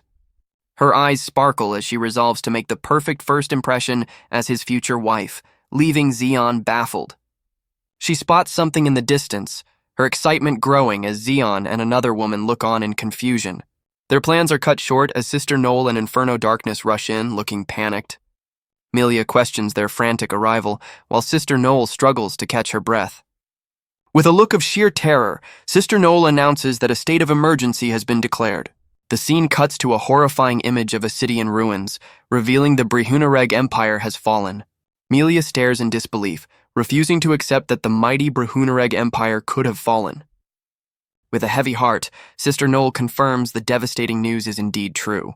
Melia panics, realizing the Empire was under the protection of the legendary great sage, Palmera. She struggles to comprehend what kind of enemy could possibly overcome this second-ranked hero. A grim image confirms their worst fears, showing the aftermath of Palmera's devastating defeat. Zeon calmly processes the information, while Melia can't believe that even Palmera's presence wasn't enough. Sister Noel informs them that Mr. World has already rushed to the fallen Empire's borders. With a new sense of urgency, Melia turns to Zeon, her expression filled with determination. She clenches her fist, declaring that with the Empire gone, time is of the essence.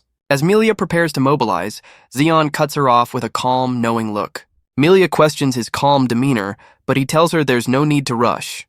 He looks up, realizing they have no time to spare after all. A massive, dark object emerges from the clouds, casting a shadow over the city. The heroes and civilians can only stare in shock at the massive vessel looming above. The crowd below panics, wondering what this terrifying object could possibly be.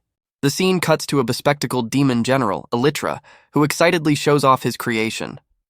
He proudly explains that his fortress uses a stealth camouflage so advanced that not even the heroes could sense it. He reveals the ship's power source, a massive demon running tirelessly on a giant wheel. The exhausted demon questions his role, while Elytra gleefully praises his own brilliant design. Back in the city, the heroes can only look on as the demon's plan unfolds. A mischievous demoness declares this world isn't worth their time, eager to destroy it and move on. But Zeon looks up, sensing something far more significant than just the fortress.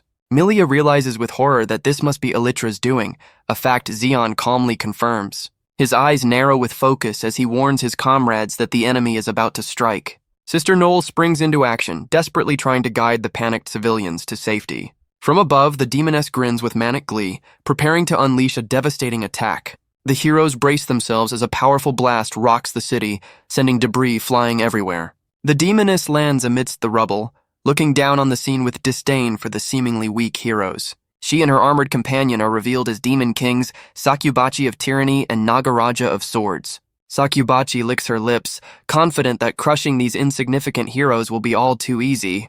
Sakyubachi suddenly senses an ominous, powerful presence, questioning its unexpected origin. Zeon warns a shocked Melia to stay back, recognizing the immense danger of their new foes. He calmly identifies the two newcomers, stating that both of them are on the level of a Demon King.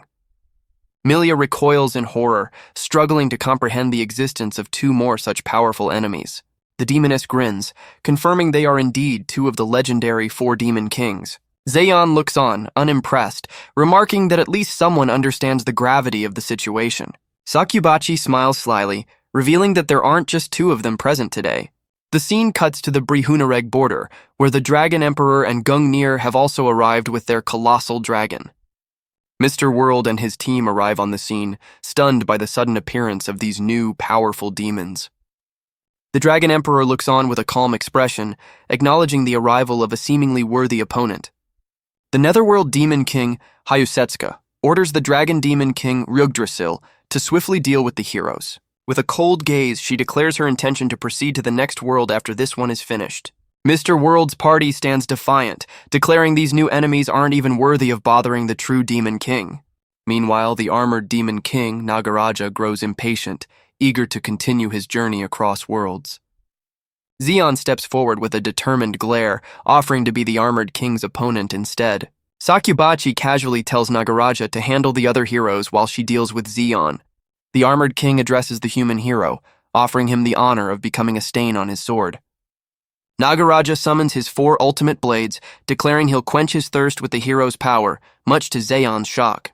Sakubachi gathers a swirling vortex of dark energy, preparing to unleash her own devastating attack. She then complains with a pout, expressing her disdain for having to team up with her stoic, armored partner. Sakubachi unleashes a devastating vortex of dark energy, a technique worthy of a demon king.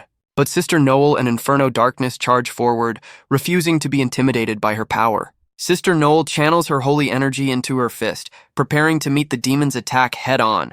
She lands a direct hit on the Demon King, as Zeon frantically warns that this foe is out of their league. Milia gently touches Zeon's cheek, acknowledging his concern for their safety. She leans in, whispering a quiet reassurance that shows her unwavering faith in her comrades. With a brilliant smile, Milia proudly declares that this is what it means to be a hero. Her words leave Zeon completely stunned, taken aback by her sudden resolve. The mighty Demon King Sakubachi is doubled over, reeling from the force of the unexpected counterattack. Sister Noel stares at her own hand in disbelief, shocked by the sheer impact of her blow. Sakubachi looks on with mild surprise, intrigued by the hero's unexpected power. She grins with condescending confidence, boasting that no ordinary magic or attack can ever touch her. Milia rushes forward, her blade engulfed in flames, determined to keep the Demon King away from Zeon. She unleashes a massive wave of fire, a draconic blast meant to push her limits and overwhelm the enemy. The Demon King appears right in front of Milia, questioning if she truly believes she can face her alone. Milia swings her sword with fierce determination, vowing that she will not be defeated while Zeon is watching. Her fiery dragon attack engulfs the Demon King, a desperate move to buy time for her comrades. Zeon watches in awe, realizing the immense weight of the trust his friends have placed in him. Across the battlefield, Nagaraja taunts Zeon, questioning if he truly believes he can win this fight. The armored king looks down with disappointment, remarking that the humans of this world are rather dull. Zeon steps forward, questioning the nature of this battle he's about to face. He admits that his former self would have eagerly welcomed such a powerful challenge. A vision of Milia's trusting smile flashes in his mind, a stark contrast to the demon he's facing. He's struck by an unfamiliar feeling, one he doesn't have the luxury to analyze. The armored king addresses him directly, sensing the presence of a fellow demon king. Zeon clenches his fist, declaring that his current mood is anything but pleasant. He strides through the destruction, surprising the Demon King with his audacity. A powerful aura surrounds Zeon as he acknowledges his opponent's strength with a single word. The Demon King's eyes gleam with excitement, his warrior's blood stirred by the challenge. Zeon looks on with confidence, ready to show what a true world-crossing warrior can do. The armored king's eye gleams with anticipation, demanding the hero quench his thirst for battle. Zeon calmly meets his gaze, admitting that a fight against a worthy foe is exactly what he desires. A wry smile crosses his face as he finds the entire situation unexpectedly amusing. The armored king questions Zeon's strange confidence, noting he has no intention of surrendering. Zeon explains that his opponent reminds him of someone he once knew, flashing back to his former self. Nagaraja's eyes narrow as he finally understands, addressing the hero as a fellow demon king. With a decisive step forward, Zeon declares that this whole charade is simply boring. He walks through the debris, unimpressed by the display of power before him. The hero questions if his opponent finds this tedious standoff as unbearable as he does. He clenches his fist, ready to finally unleash his full power against a worthy adversary. Zeon calmly states that he has no reason to allow this world to be destroyed. The armored king is taken aback by the hero's sudden and defiant declaration. In a flash, Zeon closes the distance, landing a devastating blow he calls the Demon King's fist. Nagaraja reels from the unexpected impact, completely unprepared for this level of power. With a determined glare, Zeon announces he won't hold back a single punch against a fellow Demon King. He unleashes a furious barrage of blows, overwhelming the armored warrior with sheer speed and force. The Demon King is sent skidding backward, struggling to withstand the relentless assault. Nagaraja's own fist begins to glow as he finally accepts the hero's challenge to fight with all his might. Zeon smirks with confidence, telling his opponent that surrender is no longer an option. The scene cuts to a flashback, revealing a burning village under attack by shadowy demons as a mother clutches her child. The flashback reveals a monstrous shadow demon looming over the terrified mother and child. The young girl stares in horror, accepting her fate as her mother shields her from the beast.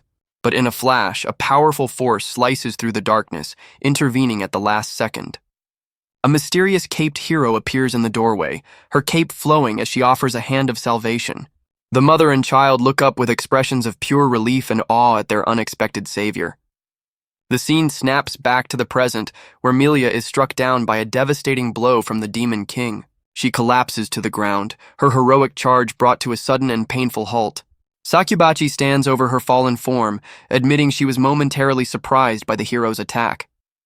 The Demon King looks down, condescendingly dismissing the defeated hero as just another human.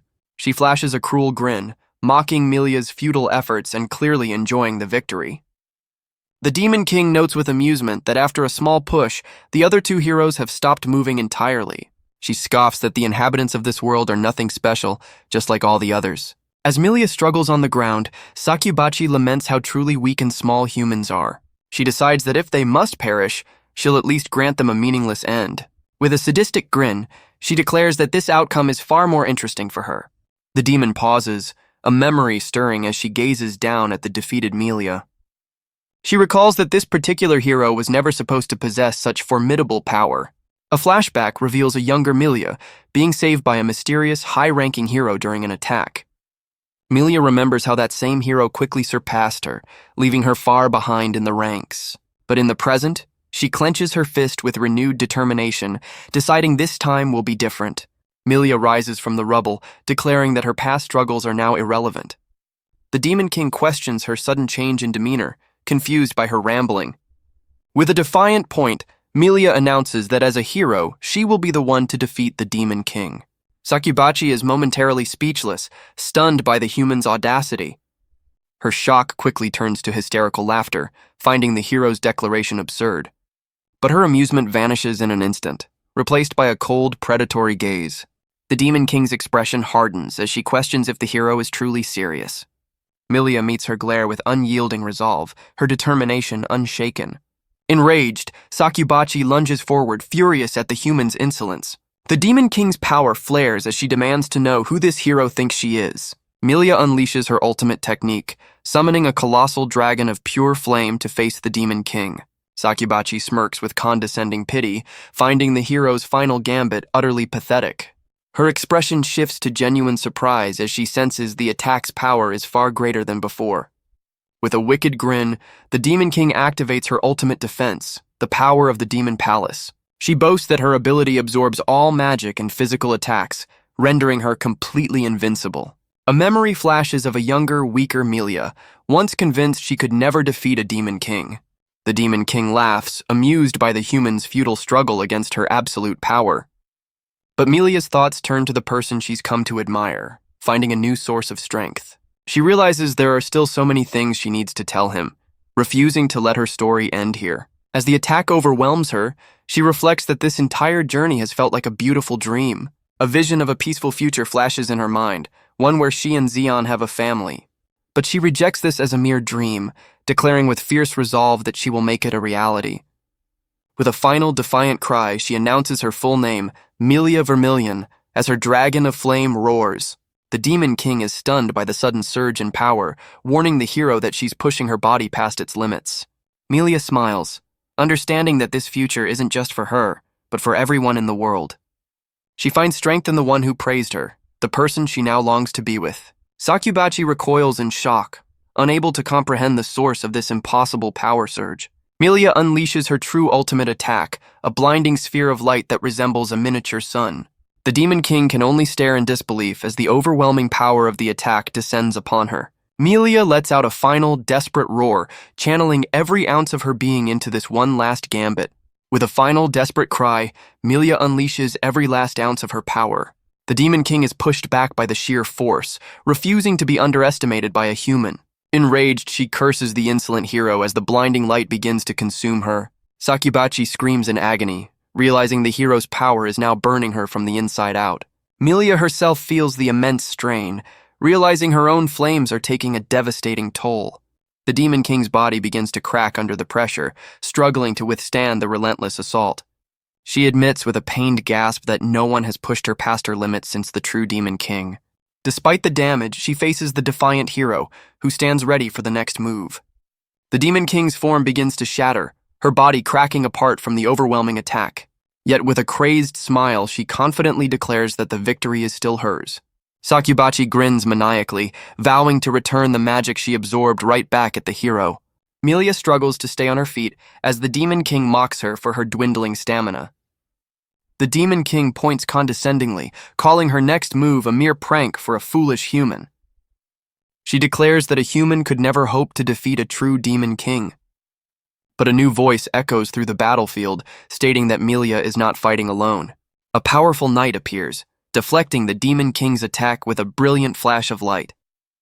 The Knight Commander Trisman arrives with reinforcements, smiling as he announces their arrival.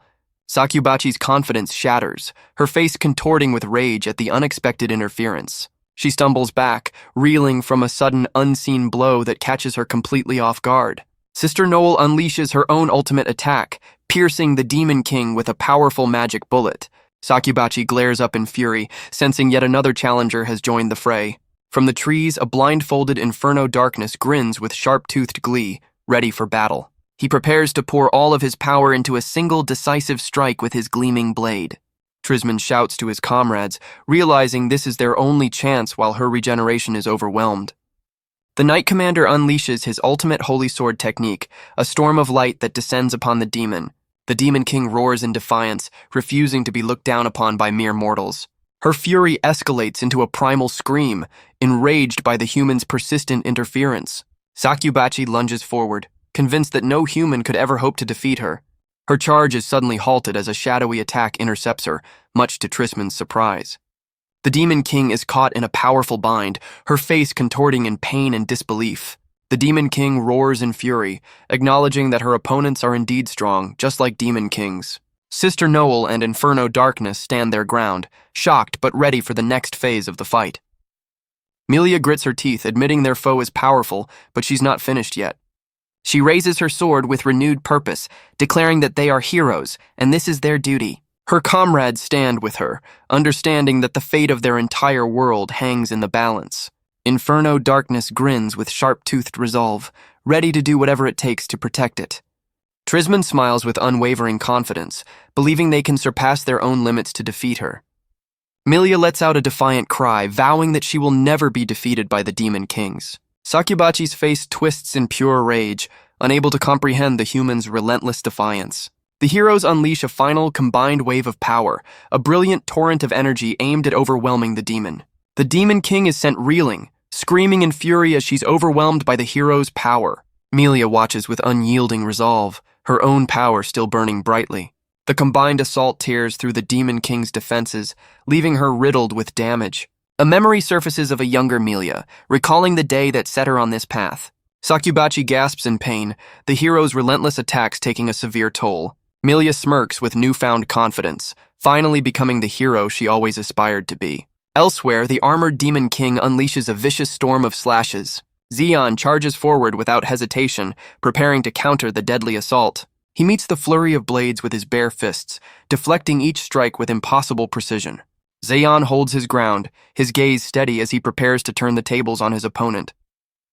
The armored king rushes in, throwing a powerful high-speed punch. Zeon catches the blow with ease, acknowledging his opponent's formidable nature. With a confident glare, he admits he never expected a human to be able to trade blows with him. The armored king admits that in all his travels, he's never met a warrior of this caliber. The battle rages on as Zeon expertly weaves through the Demon King's four-sword assault. Zeon senses his opponent is still hiding his true power, just like him. The Armored King remarks with disgust that his opponent seems to be enjoying himself. Zeon stands firm, declaring he has no intention of indulging the Demon King's destructive hobbies. He calmly asks if his opponent can sense the rising elation he feels deep inside. The Demon King's eyes narrow, recognizing a familiar, destructive nature dwelling within the hero. The Demon King notes that for a human, Zeon is the very incarnation of violence. He admits that any ordinary warrior would have been overwhelmed by now. Zeon's expression darkens, realizing his opponent has hit a little too close to home. The Armored King muses that it wouldn't be strange for such a being to turn on his own kind. Zeon glares back, demanding to know what his opponent is implying. With a burst of energy, the Demon King demands that Zeon finally get serious. The hero is caught off guard by the sudden immense surge of power. He retorts that his opponent is the one who has been holding back this entire time. A look of understanding dawns on his face as he finally grasps the situation. The Demon King declares that Zeon possesses power far beyond that of any human or even most demons. The Armored King's eye gleams, noting that Zeon has no opponent worthy of his true power. Zeon looks on, realizing his opponent has seen right through his facade. The Demon King challenges Zeon to rejoice, offering to be the vessel for his unleashed power. Zeon responds with his own ultimate technique, a colossal slash that tears through the air. With sheer force, Zeon stops the massive blade with nothing but his fist. The Demon King's gauntlet shatters under the pressure, but he declares the fight is far from over. He brandishes his other legendary blades, preparing to continue his relentless assault. Zeon's eyes widen slightly, bracing himself for the next wave of attacks. The Armored King unleashes another two-pronged ultimate slash, forcing Zeon on the defensive. He immediately follows with a third ultimate strike, a devastating blow that slams Zeon toward the ground. The Armored King brandishes his final legendary blade, declaring this is the finishing move. He unleashes a divine four-sword technique, a whirlwind of slashes meant to end the fight. Zeon is caught in the devastating attack, crying out as the final judgment descends upon him. The hero lies motionless in the crater as the Demon King boasts of the treasures he's gathered across worlds. Nagaraja declares that with these weapons he is far superior to the other Demon Kings. He turns his back, assuming the fight is over and his opponent can no longer hear him. The Armored King calmly walks away, acknowledging that it was a worthy battle to the end. But a sudden realization stops him in his tracks, his head snapping back in surprise.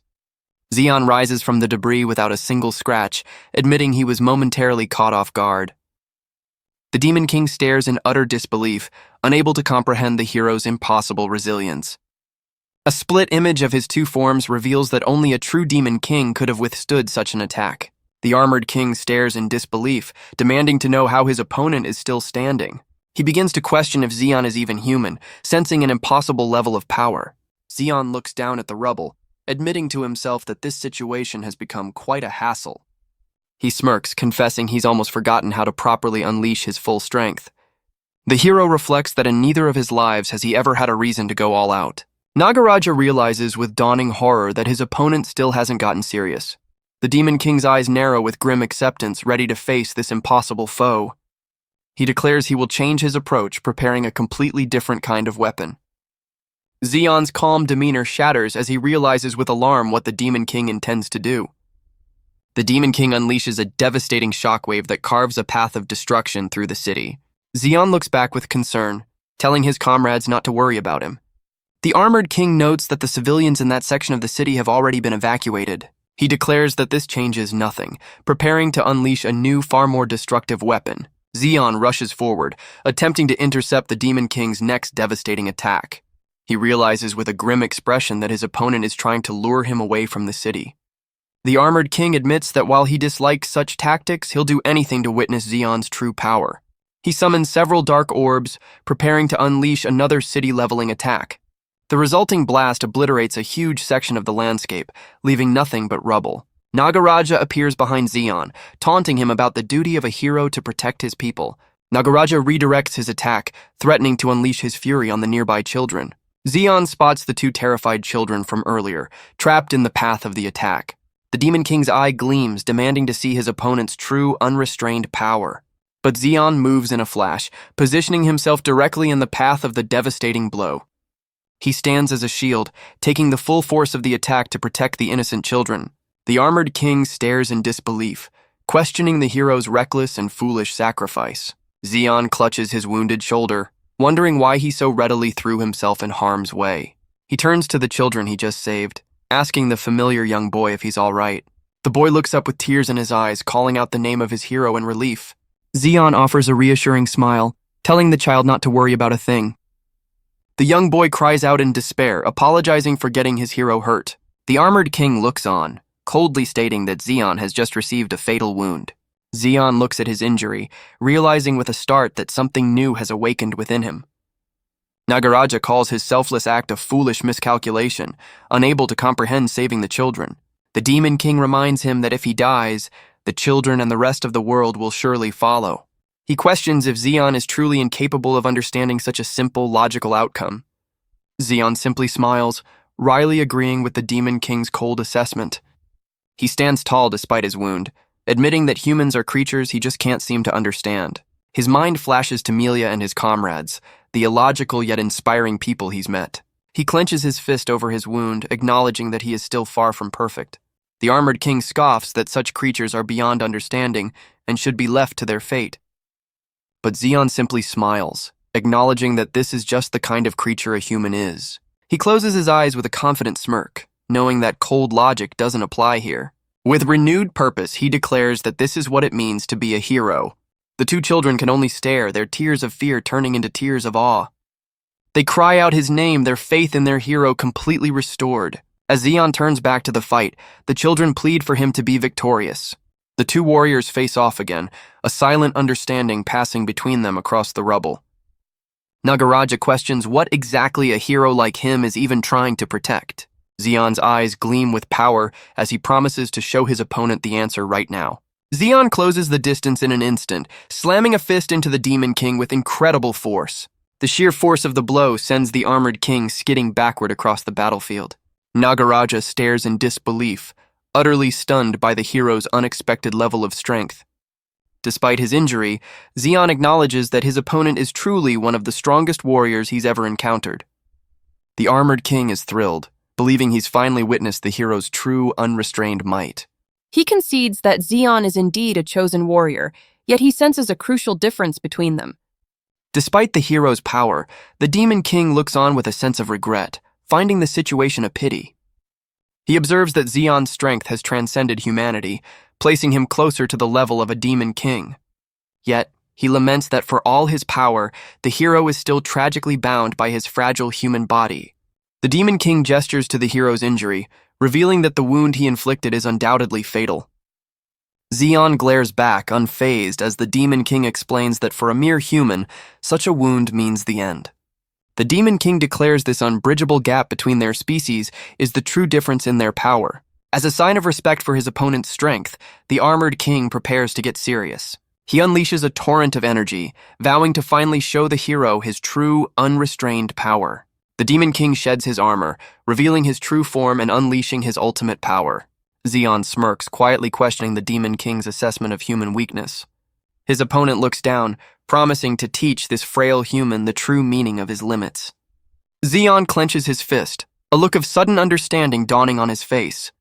The Demon King is taken aback, confused by the hero's sudden change in demeanor.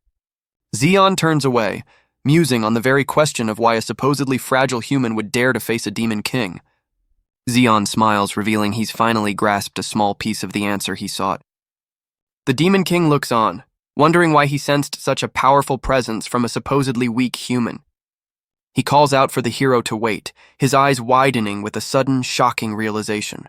The armored king stares in utter disbelief, demanding to know what his opponent truly is. As his fist glows with power, he formally introduces himself as Zeon Ishtar. A brilliant aura erupts around him as he proudly declares himself to be a human. The Demon King recoils in shock, completely stunned by the hero's impossible declaration. His shock turns to excitement, thrilled by a challenge he hasn't felt in millennia, yet he still scoffs at his human opponent. His confidence shatters as he realizes with horror that he's being overwhelmed by the hero's aura alone. Nagaraja can only stare at the hero's blazing form, refusing to believe that such power is possible for a human. The Demon King looms over the hero, confidently declaring his inevitable victory. He asserts that a demon king is, by definition, a perfect and flawless existence. Zeon counters that a perfect being has no true rivals and therefore stands utterly alone. He rushes forward, landing a powerful blow while explaining that such beings never need to rely on others. The hero clutches his wound, musing that a solitary existence must be incredibly tedious for a human. His mind flashes back to a quiet moment, recalling a conversation with Melia under a starry sky. In the memory, she smiles, admitting that while humans may seem small and weak, there's more to them.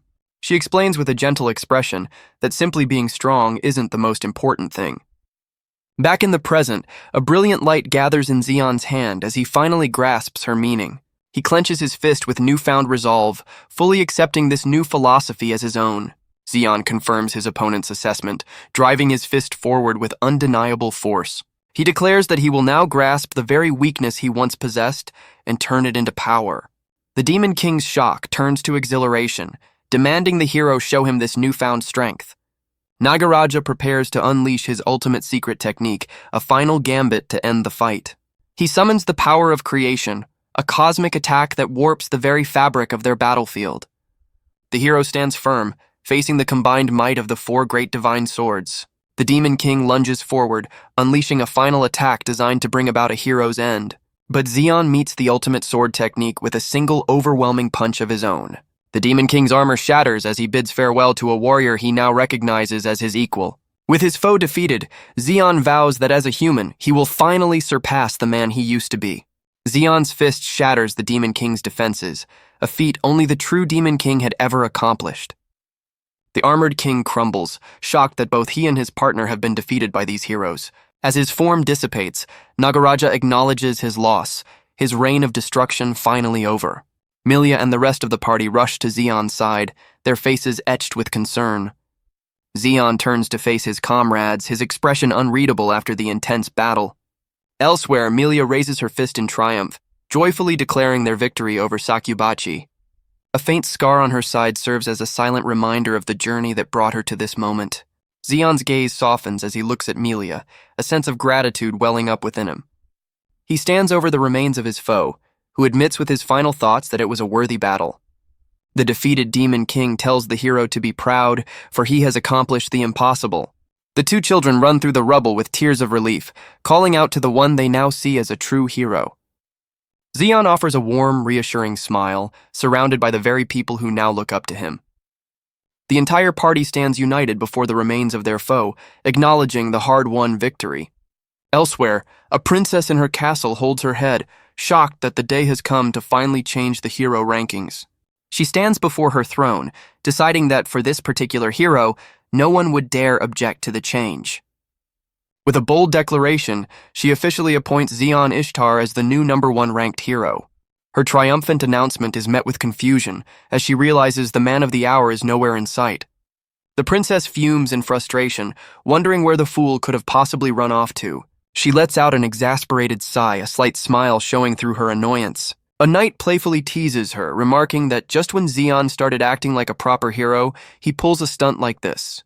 Trisman, the 4th-ranked hero, smiles warmly, remarking on Zeon's consistently audacious nature. He reassures the pouting princess that this kind of behavior from Zeon is nothing new. A new, powerfully built man addresses the court, surprised that the master of the hour has actually shown up. A woman looks down at the newcomer, asking the renowned hero how he's feeling. The man, revealed to be the 2nd-ranked hero, Mr. World, grins with unshakable confidence. A flashback reveals Mr. World and his party, admitting they could only manage a draw against their own demon adversary. A court official proudly announces that Zeon was the one who defeated the 4 Demon Kings all by himself. Mr. World clenches his fist, agreeing that this was the only possible outcome. He turns to the court, suggesting that a certain title now suits Zeon perfectly, leaving the princess confused. The scene shifts to the sky, as the narrative declares that the title of the Strongest now belongs to him. Mr. World playfully suggests they should just change the title to the Strongest, much to the princess's annoyance. Meanwhile, a familiar figure spots the new #1 hero making a run for it. Zeon finds a quiet balcony, enjoying a moment of peace while looking over the city. His solitude is interrupted as a voice calls out, causing him to turn in surprise. Melia, the third-ranked hero, stands before him, questioning why he's skipping his own ceremony. She places a hand on his shoulder, reminding him to be more conscious of his new status. Zeon simply smiles, casually explaining he was just enjoying the nice weather, leaving her flustered. She points emphatically, reminding him that he has officially reached the pinnacle of all heroes. Melia then looks away with a slight blush, shyly acknowledging the reality of his new rank. Zeon grins, turning the tables by pointing out her own impressive jump from 7th to 3rd rank. Melia smiles shyly, brushing off her own accomplishment as nothing compared to his. She looks back at him, confused by his next statement. Zeon confidently predicts that she has the potential to become #1 herself someday. He makes a cryptic remark about their families, hinting at a future connection between them. Looking at the children they saved, Zeon reflects on a feeling he's only now beginning to understand. He recalls the strange emotions he felt just before his battle with the Demon King. Melia leans in with a playful smile, asking him to simplify his rambling thoughts. Her expression shifts to stunned silence as he finally confesses his true feelings for her. Zeon smiles warmly, asking her to marry him. Melia is left completely speechless and flustered, demanding he repeat his unbelievable proposal. Melia stares back with a flustered and disbelieving smile, completely caught off guard. Zeon calmly repeats his proposal, leaving Melia to question who he's even talking to. Her shock melts into quiet acceptance, her eyes welling with emotion as she processes his words. He grins, confirming that of course he and Melia are the ones getting married. With a heartfelt smile, Zeon admits that he has truly fallen in love with her. He pumps his fist, already making plans to meet her parents, while a blushing Melia trails behind him. Overwhelmed by the suddenness of it all, Melia holds up a hand, trying to get him to slow down. The emotional overload proves too much, and she suddenly collapses right in front of him. A massive, dark energy erupts from her, shocking the princess who watches from the castle. The scene shifts to a peaceful village, where a young man is startled by his mother's panicked arrival. A few days later in Nana Nana village, a woman is taken completely by surprise. A bespectacled man stares in awe at the fainted Melia, realizing she is someone truly special. The woman excitedly reveals a letter from Zeon, while the man happily relays the news over the phone. The news sends them into a celebratory panic, rushing to make preparations for the big event. Their ecstatic expressions say it all, with the father's joy literally shattering his glasses. The scene flashes forward to a radiant Melia in her wedding dress, as Zeon looks on in admiration. Zeon playfully teases his flustered bride, who seems to question his light-hearted attitude. He then sincerely declares her the most beautiful in the world, leaving the bride completely speechless. Overcome with happiness and embarrassment, she apologetically turns away from him. She quickly makes an excuse to leave, claiming she needs to cool her head, leaving Zeon momentarily confused. Zeon listens thoughtfully as Melia admits that, while she's overjoyed, his proposal was certainly a surprise. She playfully teases him, confessing she never expected to hear him speak of marriage. He laughs sheepishly, suggesting he's finally becoming more human, which only flusters her more. His light-hearted mood shifts to contemplation as a serious thought suddenly crosses his mind. Zeon realizes there's one last crucial thing he's neglected to tell her, leaving Melia looking on in confusion. He calls her name, getting her full attention before making his final, most important confession. Zeon calmly asks what she would think if he revealed he was the reincarnated former Demon King.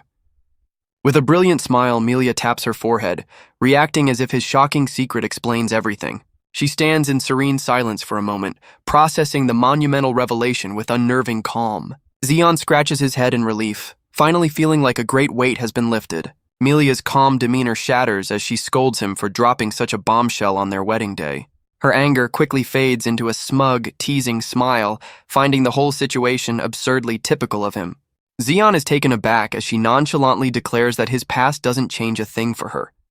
She explains with a gentle smile that whether he's a demon king or not, he is still the man she loves.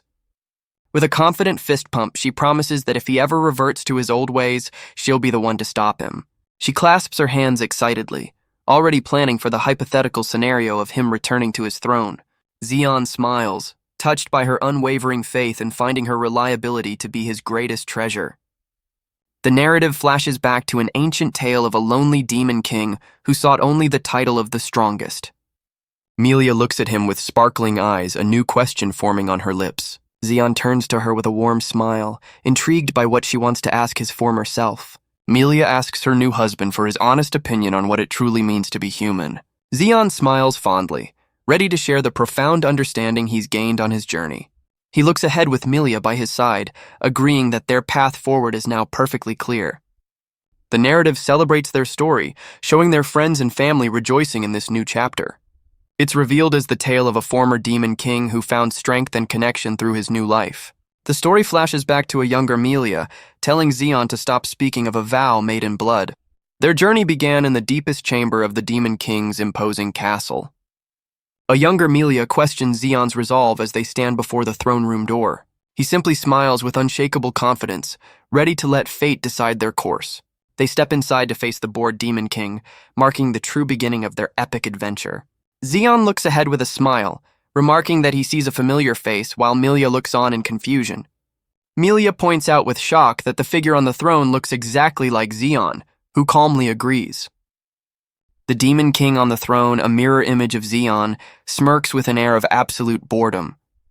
He muses aloud that even after traversing different worlds, he never expected to find a worthy plaything. The demon king acknowledges his other self, noting that while he chose death, Zeon seems quite persistent. Standing from his throne, the demon king demands to know who these intruders are. Zeon smiles confidently, guessing that his counterpart doesn't know his name yet. He takes a determined step forward, declaring that it's a name worth remembering. As he ascends the stairs, he formally introduces himself as Zeon Ishtar. The story concludes, revealing this was the tale of a former demon king who was just a little too strong. He smiles, clarifying that he is no longer a king, but simply a hero.